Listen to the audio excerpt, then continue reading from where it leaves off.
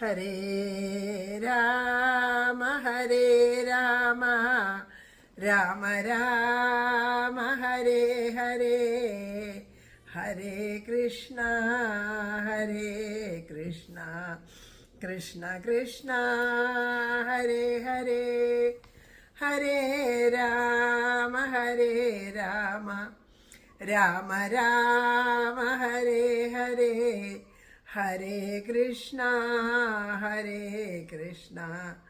കൃഷ്ണ കൃഷ്ണ ഹരേ ഹരേ ഹരേ രാമ രാമ രാമ ഹരേ ഹരേ ഹരേ കൃഷ്ണ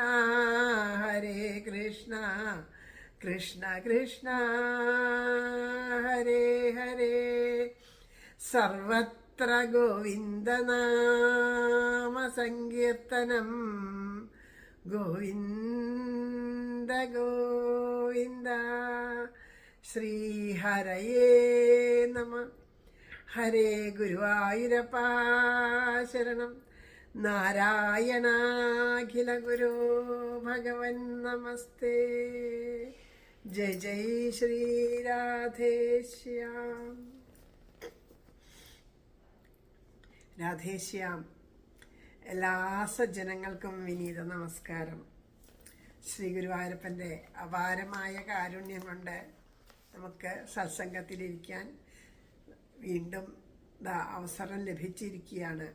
ഓരോ ദിവസവും ആ ഭഗവാന്റെ കാരുണ്യം നാമം ജപിക്കാനും ഭഗവത് കഥകൾ കേൾക്കാനും പറയാനുമൊക്കെയായിട്ട് നമുക്ക് കാരുണ്യം നമ്മളിൽ വർഷിക്കട്ടെ എന്ന് നമുക്ക് പ്രാർത്ഥിക്കാം. മഴമേഘ വർണ്ണനാണ് ആ ഭഗവാൻ. മഴമേഘ വർണ്ണൻ എന്ന് വിളിക്കുന്നത് എന്തുകൊണ്ടാണ്? മഴ, കാർമേഘം മഴ ചൊരിയണത് പോലെ ഭഗവാൻ നമ്മളിലേക്കെല്ലാം കാരുണ്യവർഷം ചൊരിയണത് കൊണ്ടാണ്. ആ വർഷമേഘമായിട്ട് കാരുണ്യവർഷത്തിൻ്റെ മേഘമായിട്ട് ഭഗവാനെ കരുതുന്നത് കൊണ്ടാണ് മഴമേഘവർണ്ണൻ എന്ന് നമ്മൾ വിളിക്കണത്.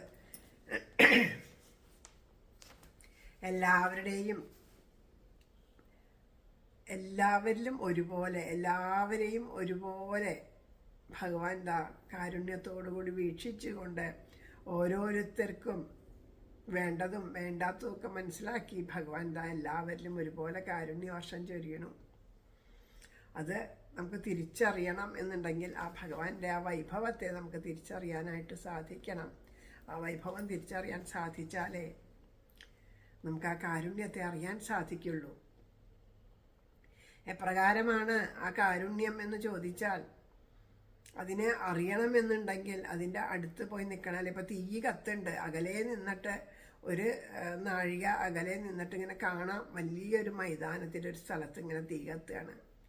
അപ്പം നമുക്ക് നല്ല മഞ്ഞുകാലം, നമുക്ക് തണുത്ത് വിറച്ചിട്ട് വയ്യ. നമ്മൾ ഒരു നാഴിക അകലെ നിന്നിട്ട് ആ മൈതാനത്തിൽ ഇങ്ങനെ വല്ലാണ്ട് തീ ആളിപ്പടർന്ന് കത്തുന്നത് കാണാം. അപ്പം നമ്മളിവിടെ ഇരുന്നിട്ട് പറയുകയാണ്, എന്താ കാര്യം ഇങ്ങനെ തീ കത്തിയിട്ട്?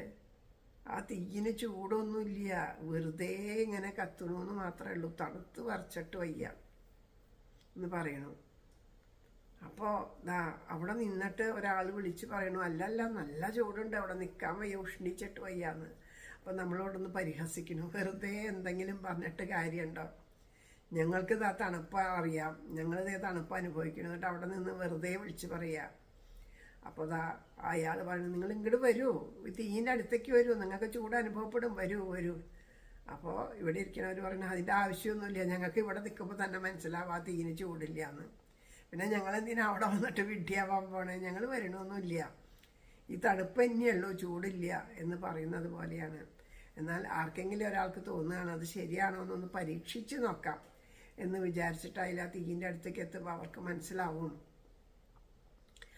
ഇവിടെ നല്ല ചൂടുണ്ട് എന്നുള്ളത് മനസ്സിലാവും. അപ്പോൾ അവിടെ നിന്ന് വിളിച്ചു പറഞ്ഞു, അല്ല കേട്ടോ, നമ്മൾ കരുതണ പോലെയല്ല, തീയിന് ചൂട് തന്നെയാണ്, ഇവിടെ നല്ല ചൂടുണ്ട് എന്ന് വിളിച്ച് പറയുമ്പോൾ പറയാം, അയാൾക്കോ പോയി അബദ്ധം പറ്റി, ഇനി നമ്മളെയും ആ വഴിക്ക് നയിക്കണേ എന്നിങ്ങനെയാണ് പല വിധത്തിലുള്ള ചിന്തകളിലൂടെ അത് അറിയാണ്ട് പോണ പോലെ തന്നെയാണ് ഭഗവാന്റെ മഹത്വം. ആ മഹത്വം അറിഞ്ഞ മഹാത്മാക്കൾ പല രീതിയിൽ പല ഭാവത്തിൽ നമ്മളോട് പറയുന്നു, അതാ അനുഭവിക്കൂ, നാമം ജപിക്കൂ, ഭഗവാന്റെ കഥകൾ കേൾക്കൂ, കീർത്തനങ്ങൾ ചൊല്ലൂ. ആ ഗുരുവായൂർ ആ ക്ഷേത്രത്തിൽ നിങ്ങൾ എന്തിനാ പോണത്? ഗുരുവായൂരപ്പനെ കാണാനല്ലേ.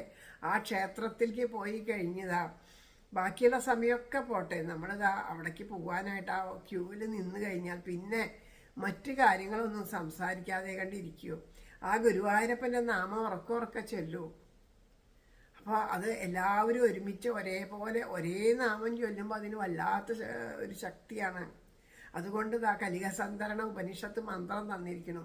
എല്ലാവരും ഉറക്കെ ചൊല്ലൂ, ഹരേ രാമ ഹരേ രാമ രാമ രാമ ഹരേ ഹരേ ഹരേ കൃഷ്ണ കൃഷ്ണ കൃഷ്ണ ഹരേ ഹരേ. അങ്ങനെ പറയണു. പക്ഷെ എത്ര പേര് അത് അനുസരിക്കുന്നുണ്ട്, എത്ര പേരത് ഉൾക്കൊള്ളുന്നുണ്ട്, എത്ര പേരത് ചെയ്യുന്നുണ്ട്? ഏതെങ്കിലും കുറച്ച് പേര് അവിടെ നിന്ന് നാമം ജപിക്കുന്നത് കണ്ടാൽ അത് ഒരു അത്ഭുതത്തോടും പരിഹാസത്തോടും പുച്ഛത്തോടും എല്ലാം പല വിധത്തിൽ സഹതാപത്തോടും വരെ അവരെ നോക്കും. കാരണം ഇവർക്ക് എന്തോ കുഴപ്പമുണ്ടെന്ന് വിചാരിച്ചിട്ടേ അങ്ങനെ നോക്കി കാണുക എന്നുള്ളതേ ഉള്ളൂ. ചിലർക്കൊക്കെ ഭയങ്കര വെറുപ്പാണ്. ചിലർ പറയും എന്താണെന്ന് വെച്ചാൽ, ഭക്തി ഉണ്ട് എന്ന് കാണിക്കാൻ വേണ്ടിയിട്ടുള്ള ഒരു കൂട്ടം കാട്ടായങ്ങൾ തന്നെ. എല്ലാവരും ഞങ്ങൾ വന്നിരിക്കുന്നത് ഗുരുവായൂരപ്പനെ കാണാനാണ്, ഞങ്ങൾക്കൊക്കെ ഭക്തി ഉള്ളതുകൊണ്ട് തന്നെയാണ് ഞങ്ങളിവിടെ വന്ന് നിൽക്കണേ. അവർക്കൊക്കെ ശരിയാണ്, അവർക്കൊക്കെ ഭക്തി ഉണ്ടാവും, നമുക്കതില്ല. ആ ഭക്തി ഉണ്ടാവാൻ വേണ്ടി, ഭഗവാനോടൊരു പ്രേമം ഉണ്ടാവാൻ വേണ്ടിയിട്ടാണ് നമ്മളവിടെ ചെന്ന് നിൽക്കണേ. അപ്പോൾ പ്രേമഭക്തി ഉണ്ടാവാൻ വേണ്ടിയിട്ടാണ് നമ്മൾ നാമം ജപിക്കണേ. അപ്പോൾ അങ്ങനെ ആ നാമം ജപിക്കാൻ സാധിക്കണം തന്നെ ഭാഗ്യം, പുണ്യം. അപ്പം നമുക്ക് ഇവിടെ ഇരുന്ന് കഥ പറയാൻ സാധിക്കുന്നതും ഭാഗ്യാണ്, പുണ്യാണ്. ആ ഒരു കിട്ടുന്ന അവസരം വേണ്ടതുപോലെ വിനിയോഗിക്കാനുള്ള ഒരു സൽബുദ്ധി തരണേന്ന് മാത്രം നമുക്ക് പ്രാർത്ഥിക്കാം. നമ്മുടെ ശ്രീകൃഷ്ണ കഥാമൃതം തുടരുകയാണ്. ശ്രീകൃഷ്ണ കഥാമൃതത്തിൽ കഴിഞ്ഞ ദിവസം നമ്മൾ അനുസ്മരിച്ചത് ഗോവർദ്ധന ഉദ്ധാരണമാണ്. ഭഗവാൻ ആ ഗോവർദ്ധനത്തെ കുട പോലെ ഉയർത്തി എല്ലാവരെയും സംരക്ഷിച്ചതിന് ശേഷം ആ മഴയൊക്കെ മാറിക്കഴിഞ്ഞപ്പോൾ ഭഗവാൻ പഴയതുപോലെ തന്നെ ഗോവർദ്ധനത്തിനെ താഴെ നിർത്തി. എന്നിട്ട് ഭഗവാൻ ഗോവർദ്ധനത്തിനെ വീണ് നമസ്കരിച്ച് പ്രദക്ഷിണം വയ്ക്കുന്നു ഗോവർദ്ധനത്തിനെ. കാരണം ഗോവർദ്ധനമാണ് നമ്മളെ രക്ഷിച്ചത്, ഞാനൊന്നും ചെയ്തില്ല, വെറുതെ ഒന്ന് തൊട്ടുള്ളൂ. ഗോവർദ്ധനം സ്വയം ഉയർന്നു പൊങ്ങിയതാണ്. ഞാനൊരു അപ്പൂപ്പന്താടി പോലെ ആ ഗോവർദ്ധനത്തിനെ ഇങ്ങനെ പിടിച്ചു എന്ന് മാത്രമേ ഉള്ളൂ എന്നെല്ലാം പറഞ്ഞ് എല്ലാവരെയും സന്തോഷിപ്പിച്ച് എല്ലാവരെയും ആ ഗോവർദ്ധനത്തിൻ്റെ മഹത്വം മനസ്സിലാക്കിയിട്ട് നമസ്കരിപ്പിക്കണം. അങ്ങനെ ആ സമയത്ത് ഓരോരുത്തരും അവരുടെ വാത്സല്യപൂർവ്വം കണ്ണനെ ചെന്ന് തൊട്ടു നോക്കണു, കൈ തൊട്ടു നോക്കണു, കണ്ണന് ബുദ്ധിമുട്ടുണ്ടോ നോക്കണു. ചിലവർ പോയി ആഹാരം കൊണ്ടുവരണു, അങ്ങനെ പാല് കൊണ്ടുവരണു, വെണ്ണ കൊണ്ടുവരണു, അങ്ങനെ സന്തോഷിപ്പിച്ചുകൊണ്ടിരിക്കുകയാണ്. ആകാശത്ത് നിന്ന് പുഷ്പവൃഷ്ടി ഉണ്ടാവണു. അങ്ങനെ എല്ലാവരും ആ സന്തോഷത്തിൽ ഇരിക്കണ ആ സമയത്ത് എല്ലാവരും കൂടി പരസ്പരം നന്ദഗോപരുടെ അടുത്തേക്ക് എത്തണു. ആ ഒരു രംഗമാണ് നമ്മൾ ഇനി പാരായണം ചെയ്യേണ്ടത്. ഹരേ രാമ രാമ രാമ ഹരേ ഹരേ ഹരേ കൃഷ്ണ കൃഷ്ണ കൃഷ്ണ ഹരേ ഹരേ. സർവത്ര ഗോവിന്ദനാമ സങ്കീർത്തനം, ഗോവിന്ദ ഗോവിന്ദ. ശ്രീഹരയേ നമ. ഹരേ ഗുരുവായൂരപ്പ ശരണം. ഹരേ കൃഷ്ണ. ഈ വണ്ണം അത്യത്ഭുതമാം കൃഷ്ണന്റെ ബലവൈഭവം കണ്ടേവരും ചെന്നു ചോദിച്ചു തൊഴുകൈയൊടും, നിൻ പൈതൽ ചെയ്തിടും കർമ്മം ഏതും അത്യന്തമത്ഭുതം. പിറന്നതെമ്മട്ടിലിവൻ കേവലം ഗോപജാതിയിൽ, ഗജേന്ദ്രൻ താമരപ്പൂ പോലൊറ്റക്കൈ കൊണ്ടു പർവ്വതം 7-ാം വയസ്സിൽ പൊങ്ങിച്ചോൻ മർത്യനാവതങ്ങിനെ.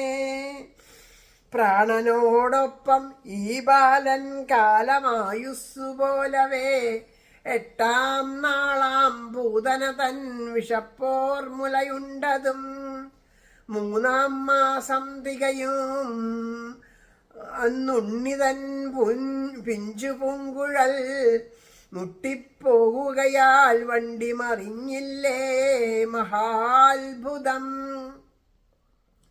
ഏതാണ്ടൊരു വയസ്സാണു കൊടുങ്കാറ്റായ ദൈത്യനെ കഴുത്തു കൊച്ചു തൃക്കൈ കൊണ്ടമർത്തിക്കൊന്നതന്നിവൻ. ഉരലിൽ കെട്ടിയിട്ടപ്പോൾ അതുകൂടി വലിച്ചുടൻ ഇടഞ്ഞു ചെന്ന മരുതുമരം വീഴ്ത്തിയിങ്ങനെ. ഉരലിൽ കെട്ടിയിട്ടപ്പോൾ അതുകൂടി വലിച്ച ഉടൻ ഇഴഞ്ഞു ചെന്ന മരുതുമരം വീഴ്ത്തിയതെങ്ങിനെ. കൊറ്റിയായി വന്ന ദൈത്യന്റെ കൊക്കു ചീന്തിപ്പിളർന്നതും പൈക്കിടാവിന്റെ വേഷത്തിൽ വന്നോനെ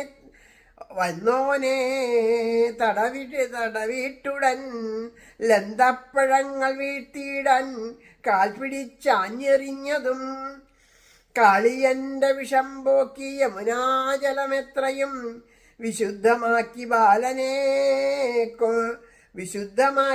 ബാലനെ കൊണ്ടു ദൈത്യൻ പ്രലംബനെ കൊല്ലിച്ചതും കാട്ടുതീയൻ നിന്നും നമ്മെ തുണച്ചതും പെരും കഴുതയായി വന്നു ചീറും ധേനുക ദൈത്യനെ കൂട്ടത്തോടെ നശിപ്പിച്ചു പനങ്കാടെന്നുമേവനും ഉപയോഗിക്കുമാറാക്കി തീർത്തതും പരമാത്ഭുതം. എന്നല്ലീ ഉണ്ണിതൻ പ്രേമം ഏവർക്കും അളവറ്റതാം. പാപങ്ങളം നമ്മളിലി പൈതൽ ഇന്നും അതേവിധം. 7-ാം വയസ്സിലീ ഉണ്ണി കുന്നെടുത്തു കളിപ്പതോ ഇവയോരോന്നുമോർത്തിയിടിൽ. നന്ദഗോപാല നിന്മകൻ മനുഷ്യനാവാൻ വഴിയിൽ ഒരു മട്ടിലും ഈശ്വരൻ ഗോകുലം കാത്തുരക്ഷിപ്പാൻ അമ്പാർന്നവതരിച്ചതാം. മഹാപ്രഭുവാമീ നിൻ മകനെപ്പറ്റി വല്ലതും അറിവുണ്ടെങ്കിൽ അരുളിച്ചെയ്യണം ഭാഗ്യവാരിധേ. ഇത്രയും ഭാഗം ഒരുമിച്ച് തന്നെ വായിക്കണം എന്ന് തോന്നിയതാ ഞാൻ വായിച്ചേ. അപ്പൊ പറയണു ഇങ്ങനെ ഓരോരുത്തരും ഇതൊക്കെ കഴിഞ്ഞപ്പോൾ നന്ദഗോപുരം എടുത്ത് എല്ലാവരും ഒത്തുകൂടിയിട്ട് പറഞ്ഞു. നന്ദഗോപുരോട് പറഞ്ഞു, നിന്റെ ഈ കുട്ടി ഒരു മനുഷ്യബാലനാണെന്ന് ഞങ്ങൾക്ക് തോന്നണില്ല. എന്തൊരു അത്ഭുതമാണ്. ഒരു ആന എങ്ങനെയാണോ തുമ്പിക്കൈയില് തൻ്റെ തുമ്പിക്കൈ കൊണ്ട് ഒരു താമരപ്പൂ എടുത്ത് ഇങ്ങനെ ഉയർത്തിപ്പിടിച്ചത്, അതുപോലെ ദാ ഈ കുഞ്ഞ് നിന്നു. ആനയാവട്ടെ ഒരു താമരപ്പൂ എടുത്ത് ഇങ്ങനെ ഉയർത്തി നിന്നാൽ എത്ര നേരം അതിന് നിൽക്കാൻ പറ്റും? 7 ദിവസം ഒരേ നിൽക്കാനൊന്നും ആനയ്ക്ക് സാധിച്ചു ഒന്നും ഇല്ല. പക്ഷെ ഈ കുഞ്ഞിന് അതും സാധിച്ചു. പിന്നെ അതാ ഓരോന്നും ഓരോ സമയത്തും ഓരോരോ അത്ഭുതങ്ങൾ ചെയ്തു. 5-8 ദിവസമായപ്പോഴേക്കും പൂതന എന്ന് പറഞ്ഞിട്ട് ഒരു രാക്ഷസി വന്നു. ആ രാക്ഷസിയെ വധിച്ചത് ഇവനല്ലേ. അത് കഴിഞ്ഞതാ ആ ഒരു ശകടാസുരൻ വന്നു. ശകടാസുരനേതാ ആ കുട്ടികളൊക്കെ അന്ന് പറഞ്ഞത് ശരിയാണ്. അന്ന് നമ്മളതൊന്നും വിശ്വസിച്ചില്ല. അന്ന് എന്തേ കുട്ടികൾ പറഞ്ഞ് കണ്ണൻ കാലൊന്ന് ഉയർത്തി കുടഞ്ഞപ്പോൾ ഇതാ ആ വണ്ടി തകർന്ന് തരിപ്പണായെന്ന് പറഞ്ഞു. നമുക്കതൊന്നും വിശ്വാസമായില്ല. പക്ഷെ അതന്നെയാവണം സത്യം. കുട്ടികൾ കളവ് പറയില്ല. അവര് പറഞ്ഞത് സത്യം തന്നെയാണ്. അപ്പം അതുകൊണ്ട് ഈ കുഞ്ഞ് തന്നെയാവും തൻ്റെ പിഞ്ചു പാദങ്ങളെ കൊണ്ട് ആ ശകടാസുരനെ വധിച്ചത്. അതുപോലെ ആ കാറ്റായിട്ട് ഒരുത്തൻ വന്നു. ആ കാറ്റായിട്ട് വന്ന ആ ഒരുത്തനേതാ ആ കണ്ണനെ പറത്തി കൊണ്ടുപോയി എത്രയോ യോജന മുകളിലേക്ക് പോയിട്ടും അവൻ്റെ കഴുത്ത് ഇറക്കി കഴിഞ്ഞിട്ടതാ ആ ഒരു അസുരനെ കൊന്നു. അതുപോലെ കുറുമ്പ് കാണിച്ചപ്പോൾ യശോദാമ്മ കണ്ണനെ പിടിച്ച് ഉരലിൽ കെട്ടിയിട്ടു. ആ ഒരരും വലിച്ചു കൊണ്ടുപോയിട്ട് ആ മരങ്ങളെ തള്ളിയിട്ടു. പിന്നെ ഒരു വലിയ കൊക്കായിട്ട് വന്ന ഒരു അസുരൻ ആ കൊക്കുമ്മ പിടിച്ച് അങ്ങോട്ടും ഇങ്ങോട്ടും പിളർന്ന ആ കൊക്കിനെ കൊന്നു കളഞ്ഞു. അതുപോലെ പശുക്കുട്ടിയുടെ വേഷത്തിൽ ഒരു അസുരൻ വന്നു, അവനെയും വധിച്ചു. കഴുതയുടെ വേഷത്തിൽ ഒരു അസുരൻ വന്നു, അവനെയും വധിച്ചു. പാമ്പിന്റെ വേഷത്തിൽ ഒരു അസുരൻ വന്നു, അവനെയും വധിച്ചു. എല്ലാവരെയും വധിച്ചു. നമുക്ക് വരുന്ന എല്ലാ അപകടങ്ങളെയും നീക്കി നമ്മളെപ്പോഴും കാത്തു രക്ഷിച്ചുകൊണ്ടേയിരിക്കണു അവൻ. ഈ അപകടങ്ങളൊക്കെ ആരുടെ നേർക്കാ വന്നേ? നമ്മുടെ നേർക്കാ വന്നേ. ആ അപകടങ്ങളെ മുഴുവനും ആരാ കാത്തുരക്ഷിച്ച? ഈ ഉണ്ണിയാണ് കാത്തുരക്ഷിച്ചത്. അപ്പൊ അതുകൊണ്ട് എനിക്ക് തോന്നണില്ല, ഇത്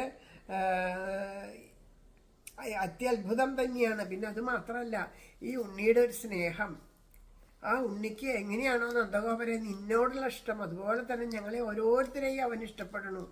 ഒരു വ്യത്യാസമില്ലാണ്ട് നന്ദഗോപരെ പോലെ തന്നെ. കുട്ടികൾക്ക് അങ്ങനെയല്ലല്ലോ, അച്ഛനോടും അമ്മോടൊക്കെ ഒരു പ്രത്യേക ഇഷ്ടം ഉണ്ടാവും അല്ലേ? അച്ഛനും അമ്മയല്ലാണ്ട് അവർക്ക് വേറെ ഒരാളില്ല.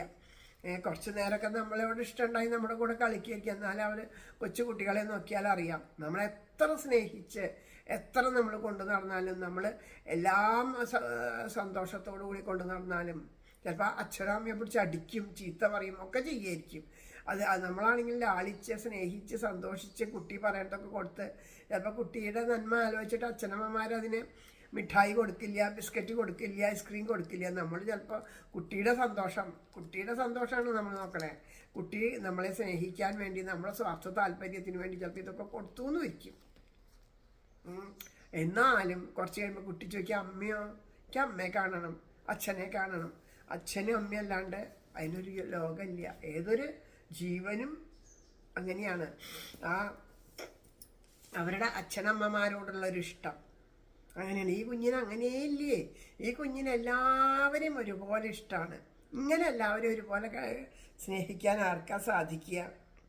7ാമത്തെ വയസ്സിലൊക്കെ ഒരു കുന്നെടുത്തിട്ട് കളിക്കുക കുട്ടി എന്നൊക്കെ പറഞ്ഞാൽ ഇത് മനുഷ്യനാണെന്ന് തോന്നണില്ല കേട്ടോ നന്ദഗോപരെ. ഈ അങ്ങയുടെ പുത്രൻ ഒരു മനുഷ്യനാണെന്ന് ഞങ്ങൾക്ക് തോന്നണില്ല. നമ്മളെ കാത്ത് രക്ഷിക്കാൻ വേണ്ടി നമ്മളോടുള്ള കാരുണ്യം കൊണ്ട്, നമ്മളോടുള്ള വാത്സല്യം കൊണ്ട് ഭഗവാൻ തന്നെ നിന്റെ പുത്രനായിട്ട് അവതരിച്ചതാണ്. നിനക്ക് ഇതിനെ പറ്റിയിട്ട് വലുതും അറിയോ? അവിടത്തേക്ക് വലുതും അറിയോ?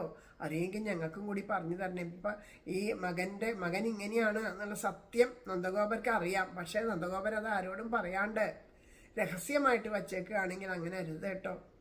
ആ ഭഗവാന്റെ മഹത്വം ഞങ്ങൾക്കും അറിയണം, ഞങ്ങൾക്കും പറഞ്ഞു തരണേ എന്നതാ അവർ പറയണു. ഗോപന്മാരുടെ ചോദ്യത്തിനുത്തരം ഗോകുലാധിപൻ ചൊല്ലിനാൻ, ഗർഗമുനി എന്നരുൾ ചെയ്തതു മാതിരി. യുഗം തോറും നിറം മാറി പിറന്നോൻ ഇവനോർക്കുകിൽ ശ്യാമവർണ്ണത്തിൽ ഇന്നിപ്പോൾ അത്യന്തരമണീയനായി. മഹാഭാഗ്യത്തിനാൽ മഞ്ഞിൽ വിളങ്ങിയിടുന്നു നിന്മകൻ. ആകയാൽ ഇവനെ കൃഷ്ണനെന്നു വിളിച്ചിടാം. മുമ്പുവൻ വസുദേവന്റെ മകനായി പിറക്കയാൽ വാസുദേവനുമെന്നോതും അറിവുള്ളവരൊക്കെയും. രൂപം പോലെത്രയോ പേരും ഇവനുണ്ടാകും ഓർപ്പു ഞാൻ. ഗുണകർമാനുരൂപങ്ങൾ അറിയില്ലവയേവരും. ഇവൻ നിമിത്തമായി നിങ്ങളേവരും ഗോകുലത്തിലും പല വിപത്തിലും രക്ഷയുണ്ടായിട്ടുണ്ടതേ വിധം. ശത്രുപീഡയിലെമ്മട്ടോ വലയും സജ്ജനങ്ങളെ രക്ഷിച്ചു വിജയിപ്പിക്കും പതിവുണ്ടിവനെപ്പോഴും. ഇവനെ പോലൊരാൾ മഞ്ഞിൽ പിറന്നിട്ടില്ലിതേവരെ. ഒരേതോ ഗൂഢനായുള്ള മഹാപുരുഷനാണിവൻ. ശീലം, രൂപം, ഗുണം, കീർത്തി, വീര്യം തൊട്ടുള്ളതേതിലും അധികം ഞാൻ ഉരയ്ക്കുന്നില്ലിവൻ. നാരായണോപമൻ ഒരു മട്ടിലീയുണ്ണീക്ക് അപ്രിയം ചെയ്തു പോകല. സ്നേഹിച്ചിടുകിൽ എന്തെന്തും ചെയ്യുവാൻ പോന്ന കുഞ്ഞിവൻ. നന്ദൻ ചൊൽവതു കേട്ടെല്ലാവരും കൈകൂപ്പി നാഥനെ. യശോദയും നന്ദനും അല്ലോർക്കിലീ നമ്മളെ വരും മഹാഭാഗ്യം എന്നോരെന്നോതി മോദിച്ചു മേൽക്കുമേൽ. ദേവേന്ദ്രനെ ചെറുതുമുള്ളി നിനച്ചിടാതെ പാവങ്ങൾ തന്നരുകിൽ ഉൾക്കലിവാർന്നിവണ്ണം ഗോവർദ്ധനാർത്തി കുട പോലെ പിടിച്ചു മിന്നും ഗോവിന്ദനെ ഗതി നമുക്കിനി മഞ്ഞിലെന്നും. അപ്പൊ പറയണു, ഇതൊക്കെ അങ്ങനെ പറഞ്ഞപ്പോ നന്ദഗോപര് പറഞ്ഞു, നിങ്ങളൊക്കെ പറഞ്ഞത് ശരിയാണ്, ആരോടും പറയരുത്, രഹസ്യമായിട്ട് വയ്ക്കണം എന്ന് പറഞ്ഞ കാരണമാണ് ഞാൻ ഈ കാര്യങ്ങളൊന്നും ആരോടും പറയാഞ്ഞത്. കാരണം ഏതെങ്കിലും വിധത്തിൽ ഞാൻ ഈ പറയുന്ന കാര്യങ്ങൾ കംസന്റെ ചെവിയിലെത്തിയാൽ നമുക്കും കുഞ്ഞുങ്ങൾക്കും ഒക്കെ ആപത്താണ്. അതുകൊണ്ടാണ് ഞാൻ ഇതുവരെ പറയാതിരുന്നത്. അന്ന് നിങ്ങളെല്ലാവരും ഗോകുലത്തിൽ ഇല്ലാതിരുന്ന സമയം, അന്ന് ഞാനും യശോദയും രോഹിണിയും മാത്രമേ ഗോകുലത്തിലുണ്ടായിരുന്നുള്ളൂ. ആ സമയത്താണ് ഗർഗമഹർഷി വന്നത്. അന്ന് ഗർഗമഹർഷി വന്നതുകൊണ്ട് പെട്ടെന്ന് പേരിട്ടു എന്നെല്ലാം ഞാൻ നിങ്ങളോട് പറഞ്ഞല്ലോ. അന്ന് മുതലല്ലേ കൃഷ്ണ രാമ എന്നൊക്കെ നമ്മൾ നമ്മുടെ കുഞ്ഞുങ്ങളെ വിളിക്കാൻ തുടങ്ങി. ആ പേരിടാനായിട്ട് വന്ന സമയത്ത് ഗർഗമഹർഷി കുറച്ച് കാര്യങ്ങൾ പറയുകയുണ്ടായി. അപ്പോൾ പറഞ്ഞു, ഇവൻ പല യുഗം തോറും ഇവന് ജനിച്ചിട്ട്, ആദ്യത്തെ ജന്മമല്ല, ധാരാളം ജന്മങ്ങൾ ജനിച്ചിട്ടുണ്ട്, യുഗങ്ങൾ തോറും ജനിച്ചിട്ടുണ്ട്, പല നിറത്തിൽ ജനിച്ചിട്ടുണ്ട്. ഇപ്പോൾ കറുപ്പ് നിറത്തിൽ വന്ന് ജനിച്ചിരിക്കണമെന്ന് മാത്രമേ ഉള്ളൂ. അപ്പോൾ എല്ലാവരെയും സ്നേഹം കൊണ്ടും കാരുണ്യം കൊണ്ടും ഒക്കെ സൗന്ദര്യം കൊണ്ട്, സ്നേഹം കൊണ്ട്, കാരുണ്യം കൊണ്ട്, അങ്ങനെ എല്ലാവിധത്തിലും എല്ലാവരെയും ആകർഷിക്കണം. അവന് ആയതുകൊണ്ട് ഇവനെ കൃഷ്ണൻ എന്ന് പേരിടും. ഇവനൊരിക്കലേ വസുദേവരുടെ പുത്രനായിട്ട് ജനിച്ചിട്ടുണ്ട്. അതുകൊണ്ട് വാസുദേവൻ എന്നുള്ള പേര് ഇവന് വന്നു ചേരും. പിന്നെ ഇവന് പല വിധത്തിൽ, പല രൂപത്തിൽ, പല സമയത്ത് പല പേരുകൾ വരും. ഓരോരോ ഇവൻ്റെ പ്രവർത്തികൾക്കനുസരിച്ച് ഇവന് വീണ്ടും വീണ്ടും പേരുകൾ വന്നുകൊണ്ടേയിരിക്കും.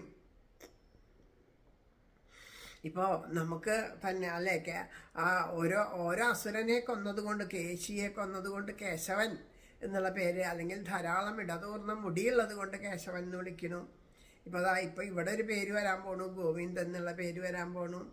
അങ്ങനെ ഓരോ അവൻ്റെ പ്രവർത്തികളിലൂടെയും അവന് ഓരോരോ പേരുകൾ വന്നു ചേരും എന്ന് പറയണു. അതുപോലെ പല വിധത്തിലും ഈ ഗോകുലത്തിൽ പല ആപത്തുകൾ ഉണ്ടായാൽ ആ ആപത്തുക്കളിൽ നിന്നെല്ലാം എല്ലാവരെയും രക്ഷിക്കാൻ ഈ കുഞ്ഞുണ്ടാവും. പിന്നെ അവൻ്റെ മറ്റുള്ളവരെ, അതായത് സാത്വിക ഭാവത്തിൽ കഴിയുന്ന ആ സജ്ജനങ്ങളെ രക്ഷിക്കുക എന്നുള്ളതാണ് ഇവൻ്റെ മതം. അതാണ് അതിനു വേണ്ടിയിട്ടാണ് ഇവൻ നിലകൊള്ളുന്നത് തന്നെ. അതുകൊണ്ട് ഇവൻ ശരിക്കും നിങ്ങൾ വിചാരിക്കുന്ന പോലെ ഒരു മനുഷ്യനല്ല. സർവരൂപ ശീല ഗുണങ്ങളെല്ലാം ഒത്തുചേർന്ന മഹാപുരുഷൻ. അതായത് ചുരുക്കി പറഞ്ഞാൽ നാരായണ സമൻ തന്നെയാണ്. നാരായണൻ തന്നെയാണ് നിങ്ങൾക്ക് പുത്രനായിട്ട് വന്നതെന്ന് വിചാരിക്കാം. നിങ്ങൾക്ക് അത്രയും നാരായണ സമനാണ്. അതുകൊണ്ട് അധികമൊന്നും എനിക്ക് പറയാൻ സാധിക്കില്ല. ഇനിയൊക്കെ നിങ്ങൾ അനുഭവത്തിലൂടെ കണ്ടറിഞ്ഞ് മനസ്സിലാക്കുകയാണ് വേണ്ടത്. ഈ കുഞ്ഞിനെ എല്ലാവരും സ്നേഹിക്കണം. ആരൊക്കെയാണോ ഈ കുഞ്ഞിനെ സ്നേഹിക്കണത് അവർക്കൊക്കെ, ഈ കുഞ്ഞിനെ സ്നേഹിക്കുന്ന എല്ലാവർക്കും ഉന്നമനം ഉണ്ടാവും, സദ്ഗതി ഉണ്ടാവും. അറിയാതെ പോലും ഈ കുഞ്ഞിനെ അപ്രിയം ചെയ്തു പോകരുത്. അപ്രിയം ചെയ്തവർക്ക് നാശമാണ് ഫലം. അപ്പോൾ നമ്മളോടും കൂടിയിട്ടാണ് കേട്ടോ ഈ പറയണേ. കണ്ണനെ അപ്രിയമായിട്ടുള്ള പ്രവർത്തികൾ ചെയ്യരുത്. കണ്ണൻ അപ്രിയമായിട്ടുള്ള പ്രവർത്തികൾ എന്ന് വെച്ചാൽ എന്താ? കണ്ണന് വിപരീതമായിട്ട് കണ്ണൻ എന്താ ചെയ്യണേ? എല്ലാവരെയും ഒരുപോലെ സ്നേഹിക്കും, ആരോടും തമ്മിൽ തല്ലില്ല, ആരോടും വഴക്കില്ല, എപ്പോഴും സന്തോഷമായിട്ടിരിക്കും, എല്ലാവരെയും എന്ത് കാര്യങ്ങളുണ്ടെങ്കിലും അതിൽ നിന്ന് ആപത്തുകളിൽ നിന്ന് രക്ഷിക്കണു. ഇങ്ങനെയുള്ള സത്പ്രവർത്തികൾ, എല്ലാവരോടും വിനയത്തോടു കൂടി പെരുമാറണു, എല്ലാവരും സ്നേഹത്തോടു കൂടി പെരുമാറണു, എല്ലാവരെയും സന്തോഷിപ്പിക്കാൻ ശ്രമിക്കണു. അപ്പം ആ ശീലഗുണങ്ങൾ നമ്മളിലുണ്ടെങ്കിൽ ഭഗവാൻ സന്തോഷിക്കും. അപ്പം ഭഗവാനെ ആരും ഈ കുഞ്ഞിനെ ആരും ഈ കുഞ്ഞിനെ അപ്രിയം ചെയ്യരുതെന്ന് പറഞ്ഞാൽ ഈശ്വരനെ വെറുതെ അമ്പലത്തിൽ പോകണു, പൂജിക്കണു, നാമം ജപിക്കണു, പാൽപ്പായസം നിവേദിക്കണു എന്നുള്ളത് കൊണ്ട് മാത്രം കാര്യമില്ല. അമ്പലത്തിൽ പോയി നാമം ജപിച്ച് പാൽപ്പായസം നിവേദിച്ച് ഇങ്ങനെ വന്നിട്ട് ഇവിടെ വന്ന് മറ്റുള്ളവർക്ക് ദ്രോഹങ്ങളായിട്ടുള്ള പ്രവർത്തികൾ ചെയ്യുകയാണെങ്കിലോ അതുകൊണ്ട് ഈശ്വരൻ സന്തോഷിക്കില്ല. ഒരു പക്ഷേ നമുക്ക് അമ്പലത്തിൽ പോകാനോ പൂജ ചെയ്യാനോ മറ്റുള്ള കർമ്മങ്ങൾ അതിനൊന്നും നമുക്ക് സമയം കിട്ടിയെന്ന് വരില്ല. നമ്മുടെ കർമ്മപ്രാരാബ്ധങ്ങളെ കൊണ്ട് ബുദ്ധിമുട്ടുണ്ടെന്ന് വരും. പക്ഷെ ആ ചെയ്യുന്ന പ്രവർത്തികൾ ഈശ്വര പൂജയായിട്ട് സന്തോഷത്തോടു കൂടിയിട്ട് സമാധാനത്തോടു കൂടിയിട്ട് വയസ്സായിട്ട് ഒരാളുണ്ട് ഗൃഹത്തിൽ, അവരെ നോക്കുമ്പോൾ അത് ഈശ്വരനെ പൂജിക്കുന്നു, ഈശ്വരനെയാണ് നോക്കണത്. ഞാൻ ഭക്ഷണം കൊടുക്കേണ്ടത് ഈശ്വരനാണ്, ഞാൻ കുളിപ്പിക്കേണ്ടത് ഈശ്വരനെയാണ്, ഞാൻ പരിചരിക്കേണ്ടത് ഈശ്വരനെയാണ്, ഞാൻ വൃത്തിയോടും കൂടി വെടുപ്പോടും കൂടിയിട്ട് അവരെ വസ്ത്രങ്ങളൊക്കെ മാറ്റി അവരെ അതിമനോഹരമായിട്ട് ഇത് അണിഞ്ഞൊരുക്കേണ്ടത് ഞാൻ ഭഗവാനെ അണിയിച്ചൊരുക്കുകയാണ്. ഇതേ മനോഭാവത്തോടു കൂടിയിട്ട് ചെയ്താൽ അത് ഈശ്വര പൂജയായി ഭഗവാൻ സന്തോഷിക്കുന്നു. അതാണ് ഭഗവാന് പ്രിയമായിട്ടുള്ളത്. ആത്മാർത്ഥമായിട്ട് സ്നേഹമായിട്ട്. പണ്ട് കുട്ടികൾക്ക് പഠിക്കാനൊരു കഥയുണ്ട്, കാക്കയുടെ കഥയായിട്ടും പറയണ്ട്, കുരുവിയുടെ കഥയായിട്ടും പറയണ്ട്. കഥാപാത്രം എങ്ങനെയാവട്ടെ നമുക്ക് കാക്കാന്ന് തന്നെ എടുക്കാം. ഒരിക്കൽ ഒരു കാക്ക ഏകാശി നോറ്റു. നിങ്ങളെല്ലാവരും കേട്ട കഥയാവും. ഒരു കാക്ക ഏകാശി നോറ്റു. ഏകാശി നോറ്റത് അപ്പോൾ ആ കാക്കയ്ക്ക് എപ്പോഴും ഏകാശിയാണ്. അപ്പോൾ ഒരിക്കലല്ല, ആ കാക്ക ഏകാശിയൊക്കെ നോറ്റ് നല്ല ഭക്തിയുള്ള കാക്കയായിരുന്നു. അങ്ങനെ ഏകാശി നോറ്റ് കഴിഞ്ഞ് പിന്നെ ദ്വാദശിയുടെ അന്നായിപ്പോൾ ഒരു ദിവസം കഴിഞ്ഞ് പിന്നെ അതിനൊരു പഴം കിട്ടി. ദ്വാദശിയൊക്കെ കുളിച്ച് വന്ന് ഒരു പഴം കിട്ടി. അപ്പോൾ ആ പഴം അത്ര പഴുത്തിട്ടൊന്നും ഉണ്ടായിരുന്നില്ല.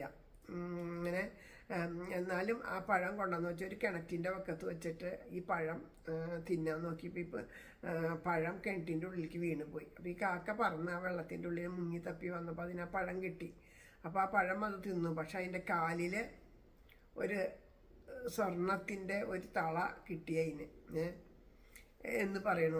അതായത് ആ ഒരു നമുക്കൊക്കെ ഈ സ്വർണത്തിനോടും ഇതിനോടൊക്കെയാണല്ലോ പ്രിയം. അതുകൊണ്ടാവും അങ്ങനെ സ്വർണ്ണത്തള. അല്ലാണ്ട് കാക്കയ്ക്ക് സ്വർണ്ണത്തള കിട്ടിയിട്ട് എന്താ കാര്യം?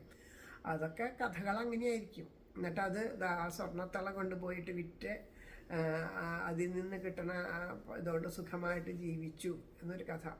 അപ്പോൾ ഇത് കണ്ടു വേറൊരു കാക്ക. ആ കാക്ക ഏകാശി നോക്കി അതിന് ഭഗവാൻ ഇഷ്ടമൊന്നുമില്ല, എന്നാലും വേണ്ടിയില്ല, ഏകാശി മറ്റാളല്ലേ ഇത് കിട്ടുള്ളൂ എന്ന് കഷ്ടപ്പെട്ട് ഏകാദശി നോക്കുകയാണ്. അപ്പം അതിന് വിശന്നിട്ടും വയ്യ ഒക്കെ ആവും. അപ്പോൾ അത് വിചാരിക്കും ഇത്തിരി വെള്ളം കുടിക്കണോണ്ടൊന്നും കുഴപ്പമില്ല, ഒരു ഇത്തിരി ഭക്ഷണം കഴിക്കണമെന്നൊന്നും കുഴപ്പമില്ല, അതൊന്നും ആരും കാണാണ്ട് അതൊരു ഇത്തിരി വെള്ളമൊക്കെ കുടിച്ച് ഭക്ഷണമൊക്കെ കഴിച്ച് അങ്ങനെ കഷ്ടപ്പെട്ട് ഏകാദശി നോറ്റു. എന്നിട്ട് അത് നോക്കിയിട്ട് അതും പോയിട്ട് ഒരു പഴം കൊണ്ടുവന്നിട്ട് ഈ കിണറ്റിൻ്റെ പക്കത്തിൽ നിന്ന് കൊത്തി തിന്നാൻ നോക്കിയപ്പോൾ അത് പോകണമെന്ന് ഉരുണ്ട് കിണറ്റിലേക്ക് വീണില്ല. അപ്പോൾ ഇതിനെ കൂടെ ഉന്തി തട്ടിയിട്ടു കിണറ്റിലേക്ക്. എന്നിട്ട് അത് മുങ്ങിയെടുക്കാൻ നോക്കിയപ്പോൾ അതിൻ്റെ കാലിൽ പാമ്പ് ചുറ്റി പാമ്പ് കടിച്ചു. അങ്ങനൊരു കഥ. അപ്പം അങ്ങനെയാണ്. അപ്പം നമ്മൾ ചെയ്യുന്ന പ്രവൃത്തിയിൽ ആത്മാർത്ഥതയില്ലാണ്ട് ചെയ്തു കഴിഞ്ഞാൽ വരണ ആപത്തുകൾ ആത്മാർത്ഥതയോടെ ചെയ്തു കഴിഞ്ഞാൽ അനുഗ്രഹം. അതാണ് അതുകൊണ്ട് ഉദ്ദേശിക്കുന്നത്. പലപ്പോഴും നമ്മളിങ്ങനെയാണ് അമ്പലത്തിൽ പോകണു, വഴിപാട് കഴിക്കണു, അത് ചെയ്യണു, ഇത് ചെയ്യണു, അത് ചെയ്യണു. എന്താണ് അതുകൊണ്ട് ഫലല്ലേ? കാക്കയൊക്കെ രണ്ടാമതേ കാശി നോറ്റ കാക്കയുടെ പോലെയുള്ളൂ. ഉള്ളത് കൊണ്ട് തൃപ്തിപ്പെട്ട് നമുക്ക് ലഭിക്കുന്നത് എന്താണോ, നമുക്കിപ്പോൾ സാധിക്കില്ല, ക്ഷേത്രങ്ങളിൽ പോകാൻ സാധിക്കണില്ല, അങ്ങനെയൊക്കെ അത് സാധിക്കണമെങ്കിൽ അതിനൊരവസരം ഈശ്വരൻ നമുക്ക് തരുന്നുണ്ടാവും. എപ്പോഴെങ്കിലും തരും, നമുക്ക് ഉറപ്പാണ്. ഭഗവാൻ നമ്മളെ കൈവിടില്ല. ഒരു സിനിമയൊക്കെ ഉണ്ടായിരുന്നില്ലേ, എന്തെന്നാ നന്ദനം അല്ലേ? എത്രയോ ആ കുട്ടി അതിൽ കാത്തിരുന്നു. എന്നിട്ട് അവസാനം ആ ദർശനം ഭഗവാൻ നേരിട്ടൊരു ദർശനം നൽകി എന്നുള്ളൊരു ഭാവത്തിലുള്ള കഥ. അതുപോലെ ഓരോ അവസരങ്ങൾ എത്ര തവണ നമ്മളായിട്ട് പോകാൻ നോക്കിയാൽ ഒരു പക്ഷേ നമുക്ക് അവസരം കിട്ടിയെന്ന് വരില്ല. ഭഗവാൻ എപ്പോഴാണോ നമുക്ക് ഓരോന്നിനും സമയം സന്ദർഭം തന്നത് അതുവരെ ക്ഷമയോടുകൂടി കാത്തിരിക്കുക, ഈശ്വരനെ കാത്തിരിക്കുക. അതാണ് ആ ഉള്ളിലുള്ള ആത്മാർത്ഥതയും സ്നേഹമൊക്കെ. ആ കുഞ്ഞിന് അവർക്ക് ഇതെന്താ അവിടുത്തെ ആ മുത്തശ്ശിയമ്മയെ അത് നല്ലതുപോലെ പരിചരിച്ചു. ആ കഥയിൽ കണ്ടിട്ടില്ലേ, ആ സിനിമയിൽ അത് നല്ലപോലെ പരിചരിച്ചു. ആരെന്ത് ചെയ്താലും അവരോടൊന്നും തല്ലുകൂടാനോ വഴക്കിടാനോ ചെയ്യാണ്ട് അതിൻ്റെ കടമകൾ അത് ചെയ്തു. അവസാനം സ്നേഹിച്ച പുരുഷന് വേറെ വിവാഹം എന്ന് പറഞ്ഞപ്പോൾ അവിടെ ഇറങ്ങി പോകാൻ പോയതാണ്. അപ്പോൾ ഈ നിമിഷം നീ ഇറങ്ങി പോകരുത്, നീ ഇതാ ഇപ്പോൾ ഇവിടെ ഉണ്ടാവണം എന്ന് പറഞ്ഞപ്പോൾ തൻ്റെ ദുഃഖത്തിനപ്പുറമായിട്ട് മറ്റുള്ളവർക്ക് വേണ്ടി പ്രവർത്തിച്ചു എന്നുള്ള നന്മകളാണ് അവിടെ ഈശ്വരൻ കണ്ടത്. ആ പെൺകുട്ടിയുടെ നന്മകളെ ഈശ്വരൻ കണ്ടു. ആ നന്മകളെയാണ് ഭഗവാൻ ഇഷ്ടപ്പെട്ടത്. അതാണ് ഈശ്വര പൂജയായിട്ട് മാറിയത്. അതുപോലെ നമ്മുടെ പ്രവർത്തികളാണ് ഈശ്വരനെ സന്തോഷിപ്പിക്കേണ്ടത്. ഈശ്വരനെ അപ്രിയമായിട്ടൊന്നും ചെയ്യരുതെന്ന് പറഞ്ഞാൽ ഈ കുട്ടിക്ക് ആരും അപ്രിയം പറയരുത്, ചെയ്യരുതെന്ന്. ആ കുട്ടി എന്ത് ചെയ്താലും അതിനെ എതിർക്കരുത്. അതെന്തെങ്കിലും തോന്നിവാസം കാണിച്ചോട്ടെ എന്നുള്ളതല്ല. അതിനെ സന്തോഷിപ്പിക്കുക എന്ന് പറഞ്ഞാൽ ആ തോന്നിവാസം കാണിക്കുന്നവർക്കേ ആ തോന്നിവാസം സന്തോഷമായിട്ട് തീരുള്ളൂ. ഇതെന്താ, എല്ലാവരെയും ഒരുപോലെ സ്നേഹിക്കുന്നു ഭഗവാൻ. അപ്പം നമ്മളെന്ത് ചെയ്യണം? എല്ലാവരെയും ഒരുപോലെ സ്നേഹിക്കണം. അപ്പം ഭഗവാൻ സന്തോഷിക്കും. എന്ത് കിട്ടിയാലും എല്ലാവർക്കും കൊടുത്തു കഴിക്കണം അല്ലേ? കാക്കയ്ക്കും പൂച്ചയ്ക്കും അണ്ണാനും ഒക്കെ വെണ്ണയും സാധനങ്ങളൊക്കെ കൊടുക്കണം. ഗുരുവായൂരപ്പൻ്റെ മുമ്പിൽ ഒരു കഥ കേട്ടിട്ടില്ലേ? കുട്ടികൾ ഈ കദളിപ്പഴത്തിനുള്ള കൊതി കൊണ്ട് ആ കുട്ടികൾ പഴം വാങ്ങാനുള്ള കൊതി കൊണ്ട് എന്ത് ചെയ്തു? കണ്ണൻ്റെ അടുത്ത് ഗുരുവായൂരപ്പൻ്റെ അടുത്ത് ചെന്നിട്ട് എന്നും പ്രാർത്ഥിക്കും, ഭഗവാനെ ഞങ്ങൾക്ക് പഴം കഴിക്കാൻ ആഗ്രഹമുണ്ട് എന്ന് പറഞ്ഞു.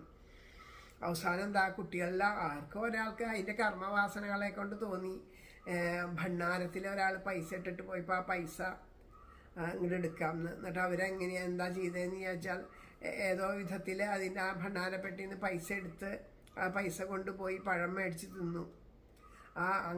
പക്ഷേ ആ പൈസ എടുക്കണത് ഇത് കൊണ്ടുപോകണതും പഴം മേടിച്ച് തിന്നണതൊക്കെ ആരോ കണ്ടു. അത് കണ്ടത് അമ്പലത്തിൽ പറഞ്ഞു, ഇങ്ങനെ ഇവിടുന്ന് പൈസ എടുത്ത് കൊണ്ടുപോയി അവിടെ പോയി പഴം മേടിച്ച് തിന്നിട്ടുണ്ടെന്ന്.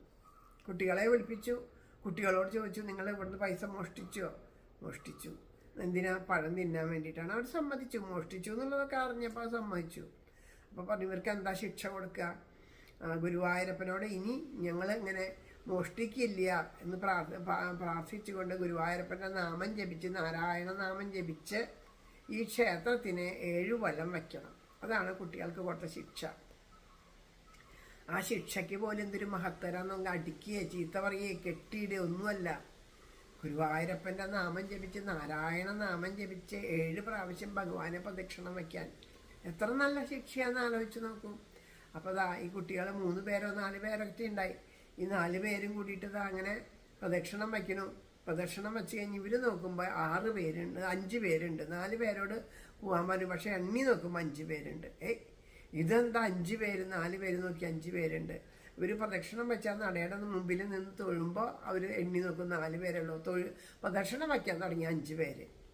അങ്ങനെയായപ്പോൾ ചോദിച്ചു, ഈ 5ാമൻ ആരാണെന്ന് അറിയോ? ഗുരുവായൂരപ്പൻ തന്നെയായിരുന്നു. കാരണം ഗുരുവായൂരപ്പനോട് പ്രാർത്ഥിച്ചിട്ടാണ് അവർ ചെയ്തേക്കണേ. പിന്നെ അവർ ആ പഴം വാങ്ങിയിട്ട് ഒരു പഴം ഭഗവാന്റെ നടയിലും കൊണ്ടുവന്ന് വെച്ചു. ഭഗവാനും കൊടുത്തു ഒരു പഴം. അവർ തന്നെ ആ പഴം മേടിച്ച് തിന്നല്ല ചെയ്തേ. 5 പഴം മേടിച്ച് 4 ആൾ ഓരോന്ന് തിന്നു പറഞ്ഞ ഗുരുവായൂരപ്പനും കൊടുത്തു. അപ്പോൾ ഇതിൽ ഗുരുവായൂരപ്പനും പങ്കല്ലേ? അപ്പോൾ ഗുരുവായൂരപ്പനും ചേർന്ന് അവരുടെ കൂടെ തെറ്റ് ചെയ്യാൻ ഞാനും ഉണ്ടായിരുന്നു. അതുകൊണ്ട് എന്നെയും ശിക്ഷിച്ചോളൂ എന്ന് ഭഗവാൻ അവരിൽ ഒരാളായിട്ട് ഇറങ്ങി വന്നിട്ട് നോക്കുക. ഭക്തവാത്സല്യവും കാരുണ്യമൊക്കെ ആ കുട്ടികളോട്. അപ്പം നമ്മൾ പറയണ ഗുരുവായൂരപ്പൻ ശിക്ഷിക്കും, കോപിക്കും, എന്ത് ചെയ്താലും എന്തെങ്കിലും തെറ്റ് ചെയ്തായിക്കോട്ടെ. ഭഗവാൻ കണ്ടണ്ട്, ഇതിനൊക്കെ ഭഗവാൻ കൊടുക്കാണ്ടിരിക്കില്ല. ഭഗവാൻ ഇങ്ങനെയേ ശിക്ഷിക്കുള്ളൂ. ചെയ്തത് തെറ്റാണെന്ന് അപ്പോൾ കുട്ടികൾക്ക് മനസ്സിലായി. അതനുസരിച്ചുള്ള ശിക്ഷകളാണ് പണ്ടുള്ളവരും വിധിച്ചിരുന്നത്. ഈശ്വരനാമം ജപിച്ചാൽ തീരാത്ത തെറ്റില്ല എന്ന് അവർക്കറിയാം. അറിയാണ്ട് കുട്ടികൾ ചെയ്ത തെറ്റിന് ഈശ്വരനാമമാണ് ആ തെറ്റിനെ ഇല്ലാണ്ടാക്കുക. തെറ്റിൻ്റെ ആ കർമ്മത്തിൻ്റെ ഫലം ഇല്ലാണ്ടാക്കുക. അല്ലെങ്കിൽ ഒരാൾ കളവ് ചെയ്തു എന്നാണ് പറഞ്ഞു വെച്ചാൽ കർമ്മപ്രാരാബ്ധം അവർക്ക് വന്ന് ചേരും. ഈ കുട്ടികൾക്ക് ആ കർമ്മപ്രാരാബ്ധം വന്ന് ചേരരുത് എന്ന് വിചാരിച്ചിട്ടാണ് അവർ നാമം ചെയ്ത് പ്രദക്ഷിണം വയ്ക്കുമെന്ന് പറഞ്ഞത്. അപ്പോൾ ചെയ്തത് തെറ്റ് തന്നെയാണ്. അതിന് ഞാനും ഭാഗവക്കായതുകൊണ്ട് ഞാനും ആ തെറ്റിനെ പ്രായശ്ചിത്തം ചെയ്യണമെന്നുള്ള നിലയ്ക്ക് ഭഗവാനും കൂടി വന്ന് ആ കുട്ടികൾക്ക് കൂടുതൽ വിശ്വാസമായി. പിന്നെ അവർ ജീവിതത്തിൽ കളവ് പറഞ്ഞിട്ടുണ്ടാവില്ല, ചെയ്യുകയെ ഒന്നും അരുതാത്തതൊന്നും ചെയ്തിട്ടുണ്ടാവില്ല. അത് തന്നെയാണ് അവർക്ക് ഭഗവാൻ നൽകിയ ആ സ്നേഹത്തോടു കൂടിയിട്ട് കൂടെ നിന്നിട്ട് ഭഗവാൻ അനുഗ്രഹിക്കുകയുള്ളൂ.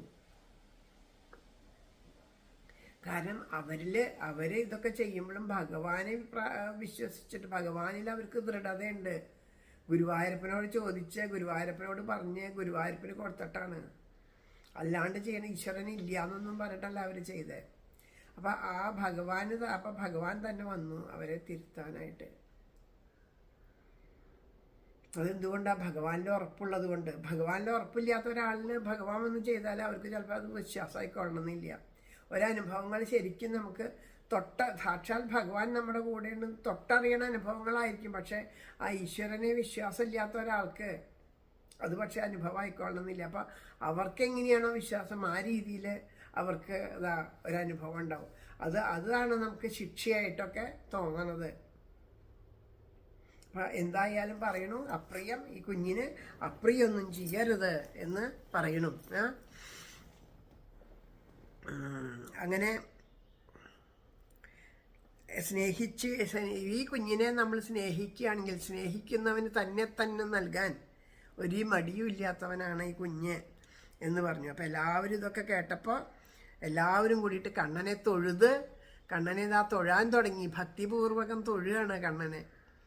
അങ്ങനെ തൊഴണു. അങ്ങനെ എല്ലാവർക്കും നല്ല സന്തോഷമായി. അപ്പോൾ ദേവേന്ദ്രനെ പറ്റിയിട്ട് അവർ മറന്നേ പോയി. ദേവേന്ദ്രൻ ഇപ്പം അതാ ഇങ്ങനെ മഴ പെയ്യിച്ചു, ഇനി അങ്ങനെയൊന്നുമില്ല. കാരണം ഗുരുവായൂരപ്പൻ കൂടെ ഉണ്ടെങ്കിൽ ഇനി എന്ത് ദേവേന്ദ്രൻ എന്നുള്ള ഭാവത്തിൽ ദേവേന്ദ്രനെ അവർ മറന്നേ പോയി. എന്നിട്ട് പറഞ്ഞു, ഈ ഗോവർദ്ധനഗിരി ഇതാ കൊടയായിട്ട് പിടിച്ച ഈ ഗോവിന്ദൻ. അപ്പോൾ അവിടെ ഒരു പേര് വന്നു, ഗോവിന്ദൻ. ഈ ഗോവിന്ദൻ മാത്രം മതി നമുക്ക്, ഈ ഗോവിന്ദൻ ഒരാൾ മതി നമുക്ക് നമ്മെ തുണയ്ക്കാൻ, ഗോവിന്ദൻ അല്ലാണ്ട് ആരും വേണ്ട എന്ന് പറഞ്ഞതാണ്. നമസ്കരിച്ചു. അങ്ങനെ ആ ഭഗവാന്റെ മുമ്പിൽ എല്ലാവരും നമസ്കരിക്കുകയാണ്. ഗോവർദ്ധനത്തിലീ വണ്ണം പെയ്യിച്ച മഴയൊക്കെയും പച്ചപ്പുല്ലധികം മുറ്റിത്തളർപ്പാൻ മാത്രമാകവേ തല്ലിത്തൊഴിച്ച് മഴ പെയ്തു. ഒരു തുള്ളി ആ ഗോവർദ്ധന പർവ്വതത്തിൻ്റെ ഉള്ളിൽ നിന്ന് പുറത്തേക്ക് ചോർന്നു പോയില്ല. അപ്പം അധികമായിട്ട് കിട്ടിയ വർഷം, അധികമായിട്ട് പുല്ലും അതുപോലെയുള്ള കായ്ഫലങ്ങളും ഇതൊക്കെ കൂടുതൽ തഴച്ചു വളരാനായിട്ട് അത് അനുഗ്രഹമായിട്ട് തീർന്നു. താൻ ചെയ്തതം മഹാഗത്യമറിയാത്തതുമാതിരി കുളിർമന്ദസ്മിതം തൂകിക്കൊണ്ടു ഗോപാലബാലകൻ കുന്നിനെ കുടവാൽ ഓമൽ കയ്യാൽ പൊങ്ങിച്ചു ഗോകുലം കാത്തുരക്ഷിച്ചു കുഴലും വിളിച്ചു ഇലസീടവേ.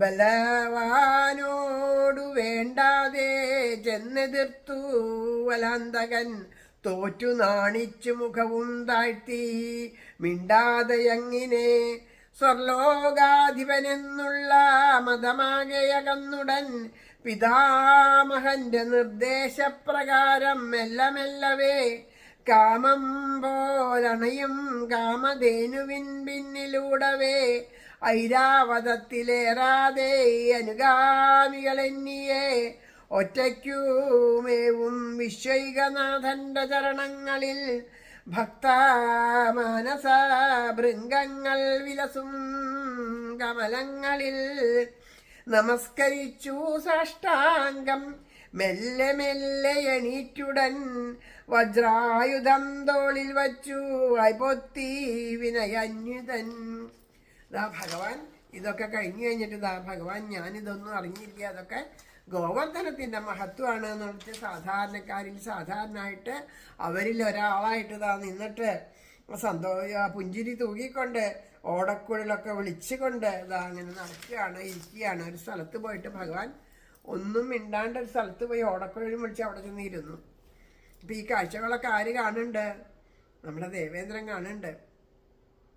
ദേവേന്ദ്രനാകെ ലജ്ജ കൊണ്ട് നാണം കെട്ടുപോയി. ദേവേന്ദ്രൻ ഇങ്ങനെ ഒരു തോൽവി ദേവേന്ദ്രൻ ഒരിക്കലും പ്രതീക്ഷിച്ചില്ല. ആ പരബ്രഹ്മമൂർത്തി, സാക്ഷാൽ പരബ്രഹ്മമൂർത്തി ആ ഭൂമിയിൽ വന്നപ്പോൾ ആ പരബ്രഹ്മത്തിനും പോലും ആ മനുഷ്യഭാവം വന്നപ്പോൾ ശക്തിയൊന്നും ഉണ്ടാവില്ല, സാധാരണ ഒരു മനുഷ്യക്കുട്ടിയായി മാറിയിട്ടുണ്ടാവും എന്നൊക്കെയാണ് ഈ ഇന്ദ്രൻ വിചാരിച്ചത്. അപ്പോൾ തൻ്റെ വിചാരങ്ങളെയൊക്കെ മാറ്റിമറിച്ചുകൊണ്ട് ഭഗവാന്റെ ആ ശക്തി മഹാപ്രഭാവത്തെ കാണിച്ചു കൊടുത്തപ്പോൾ ലജ്ജിതനായി. എന്നിട്ട് ലജ്ജിതനായിട്ട് ഭഗവാന്റെ അടുത്തേക്ക് വരുമ്പോൾ നാണക്കേടാണ് ഭഗവാന്റെ അടുത്തേക്ക് വരാൻ. ഇപ്പം ആ വരണ വഴിയിൽ ആൾക്കാരൊക്കെ കാണുകയാണ് ഇന്ദ്രൻ കഷ്ടം, ഇന്ദ്രൻ പോണു, ആ ഇന്ദ്രൻ തോറ്റു തുന്നം പാടിയിട്ട് അല്ലേ, പോണു ഇന്ദ്രൻ തോറ്റു തുന്നം പാടിയിട്ട്. ആ ഇന്ദ്രനാ പോണേ കണ്ടോ, ആ കൊച്ച് ആ മനുഷ്യ കുഞ്ഞായിട്ടുള്ള ആ കൃഷ്ണനോട് തോറ്റിട്ട് പോണു ഇന്ദ്രൻ എന്ന് പറഞ്ഞാൽ എല്ലാവരും കളിയാക്കും. മോശക്കേടാണ്.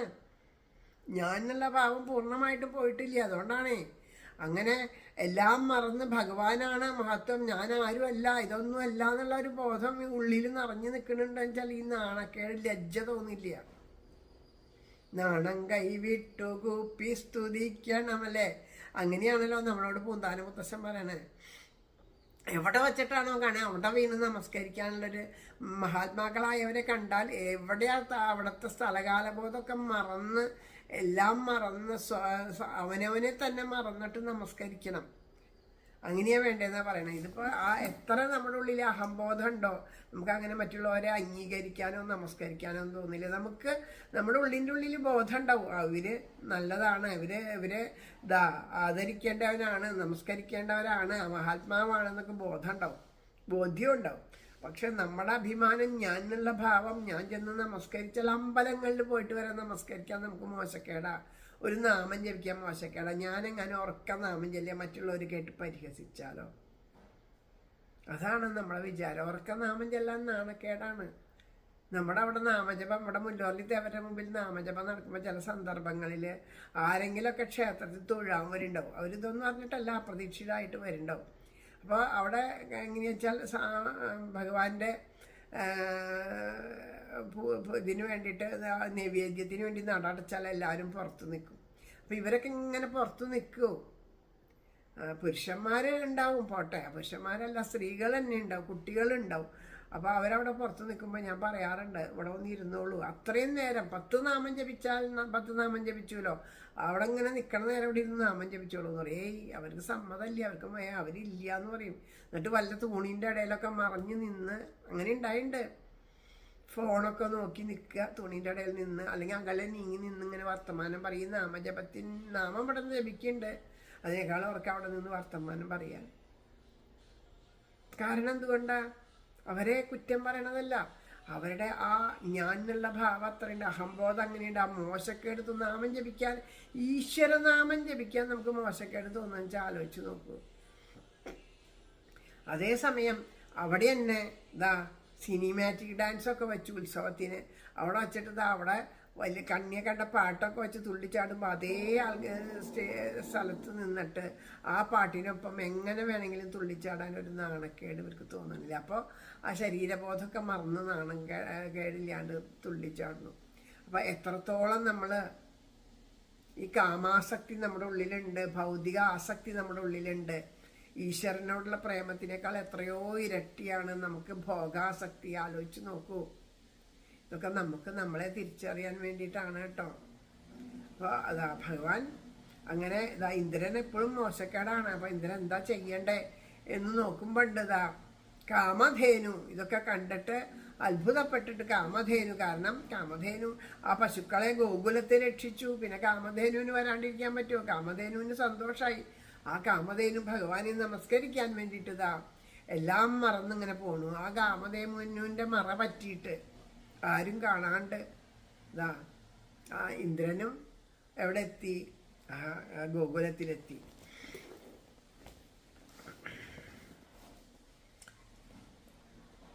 ആരും ഉണ്ടായില്ല, ഐരാവതമില്ല, പിന്നാലെ നടക്കണ ആൾക്കാരും ഇല്ല, ഒന്നുമില്ല. ആരും അറിയാണ്ട് ഒറ്റയ്ക്ക്. ഇനിയിപ്പോൾ അവരെ ഐരാവതത്തെയോ കൂടെ വരണവരെയൊക്കെ കൊണ്ടുവന്നാൽ ഇവിടെ വന്ന് ഈ ഭഗവാനെ നമസ്കരിക്കണ കണ്ടാൽ അവരൊക്കെ പറയാം, ആ ഇന്ദ്രൻ എന്തൊക്കെയായാലും എന്തൊക്കെ പറയാലും മനുഷ്യനായിട്ടുള്ള ആ കൃഷ്ണനെ നമസ്കരിച്ച ആളാണ് കേട്ടോ ഇന്ദ്രൻ എന്നൊക്കെ ചിലപ്പോൾ പറഞ്ഞ് പിന്നീട് നമ്മളെ പരിഹസിച്ചാലോ. ഇത്രയും അനുഭവം ഉണ്ടായി, എന്നിട്ട് പോലും പൂർണ്ണമായിട്ട് ശരണാഗതി അടയാനായിട്ട് അഹം എന്നുള്ളത് അവിടെ സമ്മതിക്കണില്ല എന്നുള്ളത് നോക്കൂ. അപ്പം എത്ര വലിയ അഹംഭാവമാണ്. നമ്മളൊക്കെ ഈ ഇന്ദ്രൻ്റെ പ്രതീകങ്ങളാണെന്നാണ് പറയുന്നത്. അതുകൊണ്ടാണ് നമുക്ക് ഭഗവാന്റെ നാമം ജപിക്കാനും ഭഗവാന്റെ കഥകൾ കേൾക്കാനും നാമം ജപിക്കാനൊക്കെ നമുക്ക് ഇത്ര വലിയ വിഷമം. ഒറ്റയ്ക്കുമേവും അതറിയാം, ഗുരുവായൂരപ്പനും അറിയാം ഇതാണ് ഇന്ദ്രൻ്റെ ഭാവം എന്ന്. അപ്പൊ ഇന്ദ്രന് നമസ്കരിക്കണം എന്നുണ്ട്, എന്നാ ആയിക്കോട്ടെ. ആ ഒരു ആഗ്രഹം, ആരുടെ ആഗ്രഹവും ഭഗവാൻ, നമ്മുടെ ഉള്ളിലെ സങ്കല്പങ്ങൾ ഏറ്റവും കൂടുതൽ അറിയുന്നത് ഗുരുവായൂരപ്പനല്ലേ. അപ്പൊ ആരുടെ ആഗ്രഹവും ഭഗവാൻ വേണ്ടാന്ന് വെക്കില്ല. ഭഗവാൻ അപ്പൊ ഒറ്റയ്ക്ക് പോയിരുന്നു. ഇനിയിപ്പൊ മോശക്കേട് വേണ്ട, ഒറ്റയ്ക്ക് തന്നെ ഇരിക്കാം, നമസ്കരിച്ചോട്ടെ എന്ന് കരുതിയിട്ട് ഒറ്റയ്ക്ക് ചെന്നിരിക്കുകയാണ്. ഒറ്റയ്ക്കുബേവും വിശ്വൈകനാഥന്റെ ചരണങ്ങളിൽ ഭക്തമാനസഭൃംഗങ്ങൾ വിലസും ഗമനങ്ങളിൽ നമസ്കരിച്ചു സാഷ്ടാംഗം മെല്ലെ മെല്ലെ എണീറ്റുടൻ വജ്രായുധം തോളിൽ വച്ചു വായ്പൊത്തി വിനയാന്യുതൻ പിന്നെയും പിന്നെയും ബാലബ്രഹ്മത്തിന്റെ മുഖപങ്കജം അപരാധികളിൽ പോലും മലിവാർന്നതിസുന്ദരം പ്രത്യക്ഷ സച്ചിദാനന്ദം മൃദുലസ്മിതമോഹനം നോക്കി നോക്കിയൊരേ മട്ടിൽ 1000 കൺകിനിഞ്ഞവൻ തിരുമുമ്പാകവേ ഈ വണ്ണം ഉണർത്തിച്ചാൻ മഹാശയൻ. ആ ഭഗവാന്റെ മുമ്പിൽ നമസ്കരിച്ചിട്ട് എണീറ്റിട്ട് ആ കേവലം മനുജപാലനാണെന്ന് പറഞ്ഞാൽ കണ്ണനെ അടിതൊട്ട് മുടി വരെയൊക്കെ ഒന്ന് നോക്കി അത്യന്ത സുന്ദരമായിട്ടുള്ള പാദങ്ങൾ തൊട്ട് എല്ലാവരുടെ മുട്ടുകളെയും തീർക്കണ മുട്ടും എല്ലാ സൗന്ദര്യങ്ങളും അണിഞ്ഞിരുന്ന ശരീരവും കൈകളും ഒക്കെ ചെയ്ത മുഖം, കഴുത്ത്, മുഖം അങ്ങനെ വന്ന് പീലിത്തിരിമുടി വരെ അടിതൊട്ട് മുടി വരെ, മുടി തൊട്ട് അടിവരെയൊക്കെ നല്ലോണം നോക്കി ആ സച്ചിദാനന്ദത്തിന്റെ ആ സൗന്ദര്യം കണ്ടിട്ട് അപ്പോഴും ഭഗവാൻ എന്താ ഇങ്ങനെ കോപത്തോട് കൂടിയിട്ട് ദേഷ്യപ്പെട്ടിട്ട് ഇത്രയൊക്കെ ചെയ്ത് കൂട്ടിയില്ലേ എന്ന് വിചാരിച്ചിങ്ങനെ ദേഷ്യപ്പെട്ട് നോക്കല്ല, കണ്ണുകളിൽ പുഞ്ചിരിയാണ്. മൃദുമന്ദസ്മിതത്തോട് കൂടിയിട്ട് ഇന്ദ്ര നീ വന്നൂല്ലേ, സന്തോഷമായിട്ടോ. കുട്ടികളറിയാണ്ട് തെറ്റ് ചെയ്താൽ ആ കുട്ടികളെ അവരോട് കോപിക്കാത്ത അച്ഛനമ്മമാരെ പോലെ അറിയാണ്ട് ചെയ്തതല്ലേ, സാരല്ല പോട്ടേട്ടോ, ഇനി ചെയ്യരുത് എന്ന് പറയണ അമ്മമാരും അച്ഛന്മാരും ഉണ്ടാവുമല്ലോ. അതുപോലെ ഭഗവാൻ അദ്ദേഹത്തിനെ നോക്കിയിട്ട് ആ ഇന്ദ്രനെ നോക്കി പുഞ്ചിരിച്ചിങ്ങനെ നിൽക്കുകയാണ്. അപ്പോൾ ആ പുഞ്ചിരിയോട് കൂടിയിട്ടുള്ള അതിസുന്ദരമന്ദഹാസം രാധാസഹായം അതിസുന്ദരമന്ദഹാസം. ആ മന്ദഹാസം ഇങ്ങനെ കണ്ട് കണ്ട് കണ്ട് നോക്കുകയാണ്. അത് കഴിഞ്ഞിട്ട് ആ കണ്ണുകളിൽ നിന്ന് കണ്ണുനീരുകളൊക്കെ പൊടിഞ്ഞോന്നൊരു സംശയം അത്രയേ ഉള്ളൂ കേട്ടോ. കാരണം പൂർണ്ണമായിട്ടും ആ ഭഗവാനിൽ അലിഞ്ഞാൽ മാത്രമേ ആനന്ദ കണ്ണുനീരൊക്കെ വരുള്ളൂ. ഇടയ്ക്കൊക്കെ നമുക്ക് ഗുരുവായൂരപ്പൻ്റെ മുമ്പിൽ നിൽക്കുമ്പോൾ ഒരു കണ്ണുനീര് വരുന്നുണ്ട്. അതെന്തോ ഒരു തരം ദുഃഖത്തിൻ്റെ കണ്ണുനീരാണ്. എപ്പോഴെങ്കിലൊക്കെ നമ്മുടെ ഉള്ളിലുണ്ടായ ദുഃഖം നമ്മൾ ആ ദുഃഖം കടിച്ചമർത്തി നിന്നുണ്ടാവും. ആ ദുഃഖ കണ്ണുനീരാണ് അടപൊട്ടി ഒഴുകണേ, അല്ലാണ്ട് ആനന്ദാശ്രുക്കളൊന്നുമല്ല. ആനന്ദാശ്രുക്കൾക്ക് ഉപ്പുരസം ഉണ്ടാവില്ല അത്ര. അത് കടക്കണ്ണിലൂടെ ഒഴുകുക, കടക്കണ്ണിലൂടെയാണ് ആനന്ദാശ്രുക്കൾ ഒഴുകുക. അതിന് ഉപ്പുരസം ഉണ്ടാവില്ല. ഈ മഹാത്മാക്കളായിട്ടുള്ള ഋഷീശ്വരന്മാർ തപസ്സിരിക്കുമ്പോൾ ആ ഭഗവാനിലെ ആ പരമാത്മാവിൽ അലിഞ്ഞ് പരമാനന്ദം അനുഭവിക്കുമ്പോൾ അവരുടെ ആ വാൽക്കണ്ണിലൂടെ അവരുടെ വാൽക്കണ്ണിലൂടെ ഇങ്ങനെ കണ്ണുനീരൊഴുകും. ആ കണ്ണുനീരിങ്ങനെ ഒഴുകുമ്പോൾ ആ കണ്ണുനീര് കുടിക്കാൻ വേണ്ടിയിട്ട് തിരിപ്പക്ഷികളൊക്കെ ആ മടിയിൽ വന്നിരിക്കും അത്ര. അത്രയും മധുരമാണെന്നാണ് പറയണേ. അത്രയും മധുരമുള്ള ഒന്നും വേറെ ഇല്ല എന്നാണ് പറയുന്നത്. അത്രയ്ക്ക് മധുരം ഉണ്ടാവും. ബാക്കി ഉപ്പുരസമാണ് അത്ര കണ്ണുനീരിന്. മറ്റേ ശരിക്കും നമ്മുടെ കണ്ണുനീരിന് ഉപ്പുരസമാണ്. ആനന്ദ കണ്ണുനീരിന് മാത്രമാണ് ആ മധുരം ഉണ്ടാവുള്ളൂ എന്ന് പറയുന്നത്. അപ്പം നമുക്കൊക്കെ ആനന്ദ കണ്ണുനീര് എപ്പോഴെങ്കിലും വന്നിട്ടുണ്ടോ എന്നൊന്ന് ആലോചിച്ച് നോക്കിക്കോളൂ. നമ്മൾ ചിലപ്പോൾ കണ്ണൻ്റെ കഥ കേൾക്കുമ്പോൾ കണ്ണ് നിറഞ്ഞൊഴുകുണ്ടാവും, ഒക്കെ ഉണ്ടാവും. പക്ഷെ ആ ഒഴുക്കൽ വളരെ നല്ലതാണ്, അല്ല എന്ന് പറയണില്ല. അങ്ങനെ ആയിട്ട് ഇനി ആനന്ദ കണ്ണുനീര് വരുള്ളൂ. പക്ഷെ അത് ഉപ്പുരസം കലർന്നതായിരിക്കും. നമ്മുടെ ഉള്ളിൽ ഏതെങ്കിലും വിധത്തിലുള്ള ആ ദുഃഖങ്ങളുടെ മഴ പെയ്തു ഒഴിയാണ്. അത് കഴിഞ്ഞ് ശാന്തമായി കഴിയുമ്പോൾ, മനസ്സ് ശാന്തമായി മനസ്സിൽ ആനന്ദഭാവം നിറയുമ്പോൾ ശരിക്കും ആനന്ദ കണ്ണുനീര് നമ്മുടെ കണ്ണിലൂടെ വരും എന്ന് മഹാത്മാക്കൾ അനുഭവത്തിലൂടെ പറയണു. അങ്ങനെ അല്പം കണ്ണിങ്ങനെ ഒന്ന് കണ്ണുനീര് പൊടിഞ്ഞു എന്ന് സംശയം. എന്നിട്ട് ഭഗവാന്റെ മുമ്പിൽ പറയണു, യജ്ഞം നിർത്തിയ കോപത്താൽ വിവേകം തീരെയറ്റ ഞാൻ നിന്നന്മയോർക്കാതീ വണ്ണം ചെയ്തുള്ളൊരവഹേളനം. കാരുണ്യവാരിധേ കൃഷ്ണ പൊറുക്കേണം മഹാപ്രഭോ. കാരുണ്യവാരിധേ കൃഷ്ണ പൊറുക്കേണം മഹാപ്രഭോ. നിന്മായാമോഹിതന്മാരാം വെറും പ്രാകൃതരീവിധം അസംഖ്യം അപരാധങ്ങൾ മേൽക്കുമേൽ ചെയ്തു പോകിലും മായാകാര്യങ്ങൾ നിന്ദിവ്യ സന്നിധാനമൊരിക്കലും അണയായിക നിമിത്തം നീ കരുതുന്നില്ലതൽപ്പവും. ഉപകാരാപകാരങ്ങൾ അവിടേക്കോർക്കിലെങ്ങിനെ അഖണ്ഡ സച്ചിദാനന്ദക്കഴമ്പേ. അഖണ്ഡ സച്ചിദാനന്ദക്കഴമ്പേ കമലേക്ഷണ. അധികാരങ്ങൾ നോക്കിത്താനാരെയും ഭക്തവത്സല അനുഗ്രഹിച്ചു നീ നിത്യം. നിഗ്രഹാനുഗ്രഹങ്ങളാൽ അവിടേക്കില്ല രാഗാദിദോഷമോ ദേഹബന്ധമോ.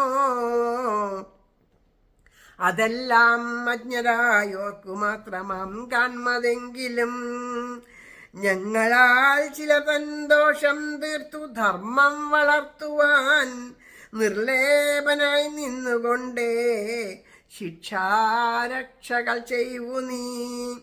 ശിക്ഷിപ്പതച്ഛൻ മകനെ ആവിധം ഗുരു ശിഷ്യനെ രാജാവു തൻ പ്രജകളെ വാത്സല്യം കൊണ്ടു മാത്രമാം.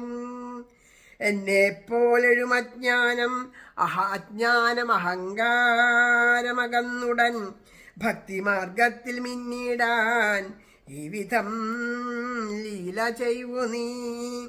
അടിയൻ ചെയ്തതെല്ലാം നിന്നജ്ഞയെന്നുള്ളിലോർക്കുകിൽ തെറ്റില്ലേതും മറന്നീടിൽ ഈ മട്ടാകും അനുഗ്രഹം. അപ്പോൾ ദാ ഇന്ദ്രൻ പ്രാർത്ഥിക്കുകയാണ്. ആ യജ്ഞം നിർത്തി, എനിക്ക് കിട്ടേണ്ടത് കിട്ടാണ്ടുള്ള അപ്പോൾ ആ സമയത്ത് യജ്ഞം നിർത്തിയ ഒരു ദേഷ്യത്തിൽ ഞാനിങ്ങനെ ചെയ്തതാണ്, അങ്ങയെ അവഹേളനിച്ചത്, അത് അങ്ങയ്ക്കുള്ള ഒരു അവഹേളനായിട്ട് തീർന്നു ഭഗവാനെ. ആ പറയണെന്താ, കരുണാവാരിധേ, കടലേ എന്ന് വിളിക്കണു. കൃഷ്ണ കാരുണ്യക്കടലേ പൊറുക്കണം. അങ്ങല്ലാണ്ട് ആരാ പൊറുക്കാനുള്ളത്? മായാമോഹിതനമായ അവിടുത്തെ മായ കൊണ്ട് മോഹിക്കുന്നവരാണ് ഞങ്ങളെല്ലാവരും. അപ്പം അതുകൊണ്ട് എത്ര അപരാധങ്ങൾ ചെയ്താലും അതിനെയൊക്കെ പൊറുത്തിട്ട് അതിനെയൊക്കെ ആ തെറ്റിനെയൊക്കെ തിരുത്താൻ നിനക്ക് മാത്രമേ സാധിക്കുള്ളൂ. അതുകൊണ്ട് ആ ചെയ്ത തെറ്റൊക്കെ പൊറുക്കണം എന്നതാ പറയണു. ഭഗവാന്റെ ആ മായ കൊണ്ട് പല സ്ഥലത്തും പലതിനും വേണ്ടി ഓടിപ്പാഞ്ഞ് നടക്കണം. ഗുരുവായൂരപ്പൻ്റെ സന്നിധിയിൽ എത്താനായിട്ട് സാധിക്കണില്ല. ഏതെങ്കിലും അമ്പലങ്ങളിലോ സത്സംഗങ്ങളിലോ ഒന്നും ഇരിക്കാണ്ട് ഓരോരോ കാര്യങ്ങളിൽ ഭൗതികമായ ആഗ്രഹങ്ങൾ സാധിക്കാൻ വേണ്ടി ഓരോന്നും നേടാൻ വേണ്ടി പല ദിക്കിലും വലഞ്ഞ് നടക്കുമ്പോൾ ഈ മായയിൽ പെട്ടുപോവുകയാണ്. അങ്ങനെ ആ മായയിൽ പെട്ടുപോണ സമയത്ത് ആ ഭഗവാനെ മറന്നു പോവുകയാണ്. ആ ഭഗവാനെ മറന്നു പോയാൽ അത് വീണ്ടും വീണ്ടും കർമ്മദോഷങ്ങൾക്ക് കാരണമായിട്ട് തീരും. അപ്പോൾ ഭഗവാന് കാരുണ്യം തോന്നല്ല. കുറച്ച് ദിവസമായില്ലേ കുട്ടികളൊക്കെ ഓരോരോ ജോലി സ്ഥലത്തൊക്കെയാണ്.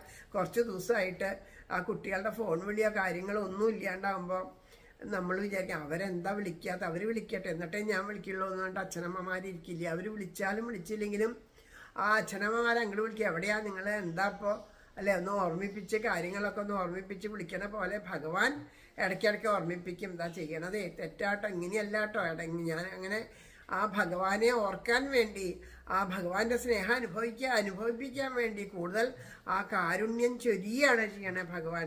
അപ്പം ഞങ്ങൾ മായ നിമിത്തം മറന്നാലും ഭഗവാനെ അല്ലേ, ഭവസാഗരത്തിൽ മുങ്ങി നീന്തുമ്പോൾ ഞങ്ങൾ നിന്നെ മറന്നാലും ഞങ്ങളെ നിത്യം കാത്തു രക്ഷിക്കും ഭഗവാനേ കൃഷ്ണ കൈതൊഴാം, ഭഗവാനേ കൃഷ്ണ കൈതൊഴാം.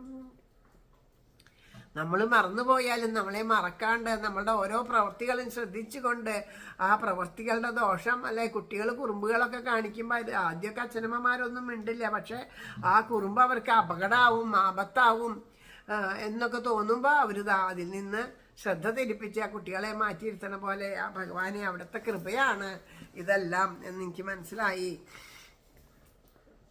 അപ്പം അതുകൊണ്ട് എല്ലാവരെയും അവരവർക്ക് ഓരോരുത്തരെയും അനുഗ്രഹിക്കുകയാണ് ചെയ്യേണ്ടത്. അവരവർക്ക് എങ്ങനെയാണോ ഓരോ ജീവന്റെയും ഗതിക്കനുസരിച്ച് അവരവരെ വേണ്ടതുപോലെ നോക്കി പരിപാലിച്ച് അവിടുന്ന് അനുഗ്രഹിക്കുകയാണ് ചെയ്യണത്. അവിടത്തേക്ക് ആരോടും രാഗവോ ദോഷമോ ദേഷ്യമോ ദേഹബന്ധമോ അങ്ങനെയുള്ളതൊന്നുമില്ല. എല്ലാവരും ഒരുപോലെ മാത്രമാണ്. ഒരു ദോഷം തീർത്തിട്ട് ധർമ്മത്തിനെ വളർത്തേണ്ടവരുണ്ടാവും. ഇപ്പോൾ ഒരു തെറ്റ്, ഒരു കളവ് ചെയ്തു, ഒരു കളവ് ചെയ്തു വെച്ചാൽ ആ കള്ളം ചെയ്തേക്കാളും അതേ കളവ് തന്നെ ആ ഒരു രാജ്യം ഭരിക്കുന്ന രാജാവ് ചെയ്താൽ അത് വലിയ ധർമ്മമായിട്ട് മാറും. കാരണം അത് രാജ്യത്തിനൊട്ടാകെ ആ രാജ്യത്തിലെ ആ രാജഭണ്ഡാരത്തിലുള്ള ആ സ്വത്തുക്കളൊക്കെ മോഷ്ടിച്ച് സ്വന്തം കാര്യങ്ങൾക്ക് വേണ്ടി ചെലവഴിച്ച് ആർഭാടിയായിട്ട് ജീവിക്കുകയാണ് ഒരു രാജാവ് എന്നുണ്ടെങ്കിൽ അത് ആ രാജ്യത്തിലെ ജനങ്ങളെ മുഴുവൻ ബാധിക്കുന്നതാണ്. അതപ്പോൾ അത് മഹാതെറ്റാണ്. അപ്പം ആ ഒരേ തെറ്റ് തന്നെ രണ്ടുപേര് ചെയ്താൽ രണ്ടിനും അതിൻ്റെ ആ സാഹചര്യങ്ങൾക്കനുസരിച്ച് തെറ്റിൻ്റെ ആ വലിപ്പം കൂടും. അപ്പം അതനുസരിച്ചിട്ട് വേണം. അപ്പം ഇതൊക്കെ ഭഗവാൻ അറിയാം. ആരെങ്കിലും എന്തെങ്കിലും ചെയ്താൽ ഞാനിതാ ദേവേന്ദ്രനായിട്ട് ഇരുന്നിട്ട് ഞാൻ അധർമ്മിയായാൽ അഹങ്കാരിയായാൽ അത് ലോകത്തിന് മുഴുവനും നാശത്തിന് കാരണമാവും. അപ്പം എൻ്റെ അഹങ്കാരത്തെ നശിപ്പിക്കണമെന്ന് മനസ്സിലാക്കിയിട്ട് അങ്ങ് അറിഞ്ഞുകൊണ്ട് ചെയ്തത് തന്നെയാണെന്ന് എനിക്ക് മനസ്സിലായി. അതെങ്ങനെയാണ്? അച്ഛൻ കുട്ടികളെ തെറ്റ് ചെയ്താൽ അച്ഛൻ കുട്ടികളെ ശിക്ഷിക്കണ പോലെ, അച്ഛൻ കുട്ടികളെ ശിക്ഷിക്കുന്നത് വൈരാഗ്യം കൊണ്ടാണോ? അല്ല, അവരോടുള്ള സ്നേഹം കൊണ്ടാണ്. അവരെ തെറ്റ് ചെയ്യാതിരിക്കാൻ വേണ്ടിയിട്ടാണ്, അവർ നന്നായി നടക്കാൻ വേണ്ടിയിട്ടാണ്. അതുപോലെ ഗുരുനാഥൻ തൻ്റെ ശിഷ്യനെ ശിക്ഷിക്കുന്നത് പോലെ, രാജാവ് പ്രജകളെ ശിക്ഷിക്കുന്നത് പോലെയൊക്കെ ഉള്ളൂ എന്ന് പറയണു. വാത്സല്യം കൊണ്ടാണ്, അഹങ്കാരത്തിനെ നീക്കാൻ വേണ്ടിയിട്ടാണ് എന്ന് മനസ്സിലായി. അതുകൊണ്ട് അങ്ങ് എൻ്റെ ഈ ചെയ്തത് എന്നോടുള്ള ആ ഭക്തവാത്സല്യം കൊണ്ടാണ് എന്ന് മനസ്സിലായി. അങ്ങ് അത് പൊറുക്കണം. ഐശ്വര്യമത്തനായി നിന്നെ മറന്നേ ചെയ്തതൊക്കെയും പൊറുത്തനുഗ്രഹിക്കണം സൽബുദ്ധിയുളവാക്കുവാൻ. ഭഗവാനെ അവിടത്തെ മറന്നിട്ട് ഈ അഹങ്കാരം കൊണ്ട് മതിച്ചുകൊണ്ട് തന്നെത്താൻ മറന്നുകൊണ്ട് എങ്ങനെയൊക്കെയോ ജീവിച്ചു. ഇപ്പോൾ ഇങ്ങനെ ഒരു നിമിത്തം ഉണ്ടാക്കിയിട്ട് എന്നെ ഇപ്പം അങ്ങേക്ക് ശിക്ഷിക്കണം എന്നുണ്ടെങ്കിൽ അങ്ങനെ തെറ്റ് ചെയ്തവരെ ശിക്ഷിക്കാൻ ഇപ്പോൾ ഭഗവാന് ശ്രീകൃഷ്ണ പരമാത്മാവിനെ ഇന്ദ്രനെ ശിക്ഷിക്കാൻ ഇങ്ങനെ ഒരു നാടകമൊന്നും കളിക്കണ്ട. പക്ഷേ ഭഗവാൻ ചെയ്യുന്ന ഓരോ കാര്യവും ലോകത്തിന് മുഴുവനും ഉപകാരമായിട്ട് തീരാൻ, ലോകത്തിന് മുഴുവനും പാഠമായിട്ട് തീരാൻ നമുക്കെല്ലാവർക്കും അത് ഇന്ദ്രൻ്റെ ഓരോ പ്രാർത്ഥനയും നമ്മുടെ പ്രാർത്ഥനയായിട്ട് തീരാൻ, നമ്മളും അറിഞ്ഞും അറിയാണ്ടും പല തെറ്റുകളും പല വിധത്തിൽ ചെയ്യുന്നുണ്ട്. ഇതൊക്കെ എല്ലാവർക്കും വേണ്ടിയിട്ടാണ് ഭഗവാന്റെ കാര്യം ചെയ്യണത്. ദുഷ്ടനിഗ്രഹ ശിഷ്ടാനുഗ്രഹം എന്നിവ രണ്ടിനും പിറന്ന നീയേ തുണ അടിയന്നു മഹാപ്രഭോ. ഐശ്വര്യമത്തനായി നിന്നെ മറന്നു ചെയ്തതൊക്കെയും പൊറുത്തനുഗ്രഹിക്കണം സൽബുദ്ധിയുളവാക്കുവാൻ. ദുഷ്ടനിഗ്രഹ ശിഷ്ടാനുഗ്രഹം എന്നിവ രണ്ടിനും പിറന്ന നീയേ തുണയായി അടിയനും മഹാപ്രഭോ.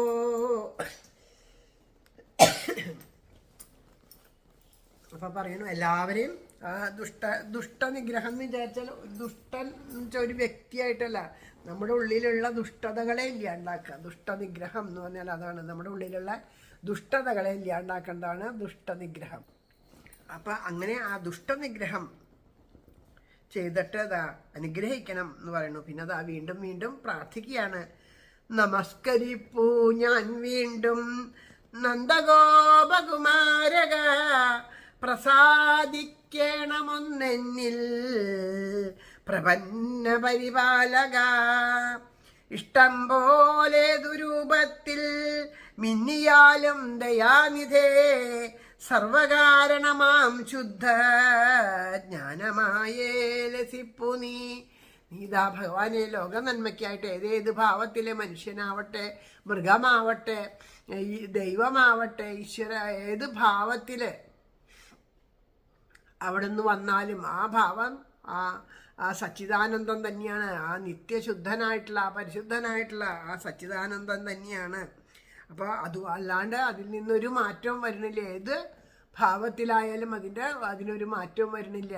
ഒരു മനുഷ്യൻ അച്ഛനാണ്, ആ അച്ഛൻ ഒരു ജോലി ചെയ്യണതിനനുസരിച്ചിട്ട് അധ്യാപകനാവാം, അല്ലെങ്കിൽ ചെയ്യുന്ന ഒരു ഓഫീസറാവാം. അതേ ആള് തന്നെ ശമ്പളം കൊടുക്കുന്ന ആൾക്ക് അയാൾക്ക് അവരുടെ മുതലാളി എന്ന് വിളിക്കും, അയാൾ മുതലാളി എന്ന് വിളിക്കും, മക്കള് അച്ഛാന്ന് വിളിക്കും, ഭാര്യ ഭർത്താവേന്ന് വിളിക്കും, അനിയന്മാർ ചേട്ടാന്ന് വിളിക്കും, ചേട്ടന്മാർ അനിയാന്ന് വിളിക്കും, അച്ഛനും അമ്മയും മോനേന്ന് വിളിക്കും. പക്ഷേ ഈ വിളിക്കണതൊക്കെ ഒരേ ആള് തന്നെയാണ്. ആൾക്ക് വ്യത്യാസമൊന്നും വരണില്ല. എന്നുള്ളത് പോലെ ഭഗവാന് യാതൊരു വ്യത്യാസവും ഇല്ല. പല ഭാവത്തിൽ, പല രൂപത്തിൽ, പല കാര്യങ്ങൾക്ക് വേണ്ടിയിട്ട് പലതായിട്ട് വിലസിക്കുന്നുണ്ടെങ്കിലും ഒന്നു തന്നെയാണ് എല്ലാം. ഒരു വിളക്കിൽ നിന്നെടുത്ത തീയ് എത്രയെത്ര ചിരാതുകളിലേക്ക് പകർത്തിയാലും ആ തീയ് തന്നെയാണ്. അതിനൊരു വ്യത്യാസമൊന്നും വരണില്ല എന്ന് പറഞ്ഞതുപോലെ ഭഗവാനെ അവിടത്തേക്ക് വ്യത്യാസമൊന്നും വരണില്ല. എന്നാലും എന്നഹങ്കാരമാകെ നീങ്ങിയിടുമീ വിധം കനിഞ്ഞ കരുണാമൂർത്തേ നീയേ തുണയനിക്കിനി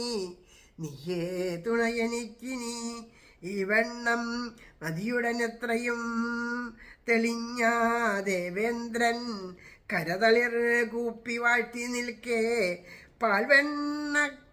പാൽവണ്ണക്കെതിർമതു മൃദുലസ്മിതം കലർന്നേ കർവർണ്ണൻ കനിവോടു ചൊല്ലി പ്രകാരം. അങ്ങനെതാ ആ ദേവേന്ദ്രൻ്റെ സ്തുതിയാണ് നമ്മളിവിടെ വായിച്ച് സമർപ്പിച്ചത്. അടുത്ത ഭാഗങ്ങൾ അടുത്ത ദിവസം പാരായണം ചെയ്യാം. ഞാൻ ഇത് ലൈവായിട്ടല്ല പറഞ്ഞത്. കാരണം ഞാൻ പറഞ്ഞല്ലോ ഇവിടുത്തെ നെറ്റിനൊരു പ്രോബ്ലമാണ്. അപ്പോൾ അതുകൊണ്ട് ഇത്ര ആസ്വദിച്ച് ലൈവായിട്ട് പറയാൻ എനിക്ക് സാധിക്കില്ല. അത് റെക്കോർഡ് ആവണുണ്ടോ, കട്ടായി പോകണ്ടോ എന്നൊക്കെയുള്ള ചിന്തകൾ വരും ഉള്ളിൽ. അപ്പോൾ ആസ്വദിച്ച് പറയാൻ സാധിക്കില്ല. അപ്പോൾ നിങ്ങളിലേക്ക് അതുപോലെ എത്തുമോ എന്നുള്ളത് എനിക്ക് സംശയമായി. അതുകൊണ്ട് ഇപ്പോൾ റെക്കോർഡ് ചെയ്തിട്ട് അപ്ലോഡ് ചെയ്യാമെന്ന് വിചാരിച്ചിരിക്കുകയാണ്. കഴിഞ്ഞ ദിവസം ഒരമ്മ ചോദിച്ചു, ഇത് കഴിഞ്ഞിട്ട് ആ പ്രാർത്ഥനകളൊന്നും പ്രാർത്ഥിച്ചില്ല എന്ന് പറഞ്ഞു. ഒരു പ്രാർത്ഥനകൾ അന്ന് പ്രാർത്ഥിക്കാഞ്ഞത് ഇതുകൊണ്ടാണ്. അത് ശരിയായിട്ട് വർക്ക് ചെയ്യണ്ടോയെന്ന് എനിക്ക് മനസ്സിലായിണ്ടായില്ല. അപ്പം അതുകൊണ്ടാണ്. ഞാൻ പ്രാർത്ഥിച്ചിരുന്നു, അത് റെക്കോർഡ് ചെയ്തില്ല എന്ന് മാത്രം. അപ്പം അതുകൊണ്ട് എല്ലാവർക്കും എല്ലാ നന്മകളും ഉണ്ടാവട്ടെ എന്ന് പ്രാർത്ഥിച്ചുകൊണ്ട് ഈ എല്ലാ അക്ഷരപ്പൂക്കളും ഭഗവാന് പ്രേമപുഷ്പാഞ്ജലിയായിട്ട് സമർപ്പിച്ചുകൊണ്ട് ഇന്നത്തെ സത്സംഗം ഇവിടെ സമർപ്പിക്കാം. നമുക്ക് എല്ലാവർക്കും കഴിഞ്ഞ ദിവസത്തെ സങ്കടം തീർക്കാൻ ഇപ്പോൾ നാമം ജപിച്ച് ഇവിടെ സമർപ്പിക്കാം. ഹരേ രാമ രാമ രാമ ഹരേ ഹരേ, ഹരേ കൃഷ്ണ കൃഷ്ണ കൃഷ്ണ ഹരേ ഹരേ, ഹരേ രാമ രാമ രാമ ഹരേ ഹരേ, ഹരേ കൃഷ്ണ കൃഷ്ണ കൃഷ്ണ ഹരേ ഹരേ, ഹരേ രാമ രാമ രാമ ഹരേ ഹരേ, ഹരേ കൃഷ്ണ കൃഷ്ണ കൃഷ്ണ ഹരേ ഹരേ. സർവത്ര ഗോവിന്ദനാമ സങ്കീർത്തനം, ഗോവിന്ദ ഗോവിന്ദ. ശ്രീഹരയേ നമ. ഹരേ ഗുരുവായൂരപ്പ ശരണം. നാരായണാഖില ഗുരോ ഭഗവൻ നമസ്തേ. ജയ് ജയ് ശ്രീ രാധേശ്യാം രാധേശ്യാം. കൈതൊഴാം പരമേശാനി രാസമണ്ഡലവാസിനി രാസേശ്വരി നമിക്കുന്നേൻ കൃഷ്ണ പ്രാണാധിക പ്രിയേ പ്രസാദിക്കുക മൂലോകമാതാവേ കരുണർണവേ ബ്രഹ്മവിഷ്ണു ശിവാദ്യന്മാർ തൊഴും കാൽത്താരഴും ശുഭേ തൊഴാം സരസ്വതീ രൂപേ തൊഴാം സാവിത്രി ശങ്കരി ഗംഗപത്മാവതീ രൂപേ ഷഷ്ടിമംഗള ചണ്ഡികേ കൈതൊഴാം തുളസീ രൂപേ തൊഴാം ലക്ഷ്മി സ്വരൂപിണി തൊഴാം ദുർഗേ ഭഗവതി കൈതൊഴാം സർവരൂപിണി നമിക്കുന്നേൻ കൃപാമൂർത്തേ മൂലപ്രകൃതി രൂപിണി ഭവക്കടലിൽ നിന്നെന്നെ സദയം കരകേറ്റണേ ഗോലോകനാഥയാം രാധാദേവിയെ കൈതൊഴുന്നു ഞാൻ ബർഹാപീഠം നടവരവപു കർണയോഗർണികാരം ബിഭ്രദ്വാസക്കനകകപിശം വൈജയന്തിം ച മാലാം രന്ധ്രാൻ വേണോരധരസുധയാ പൂരയൻ ഗോപവൃന്ദൈ വൃന്ദാരണ്യം സ്വപദരമണം പ്രാവിശദ്ഗീതകീർത്തിം ഗോലോകനാഥനം രാധാകൃഷ്ണനെ കൈതൊഴുന്നു ഞാൻ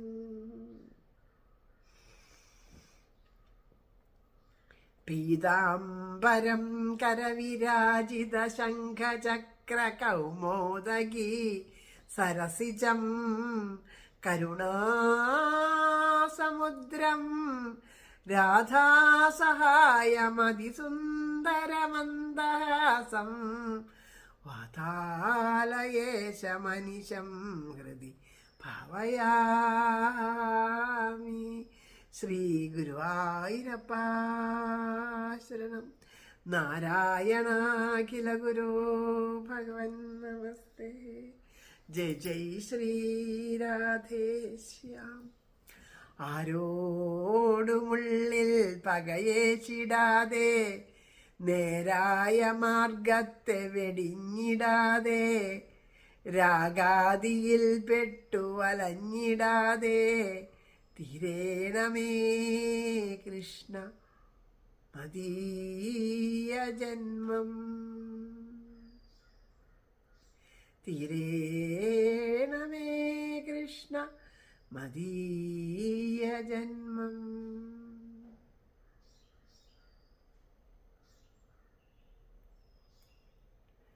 രാധേശ്യാം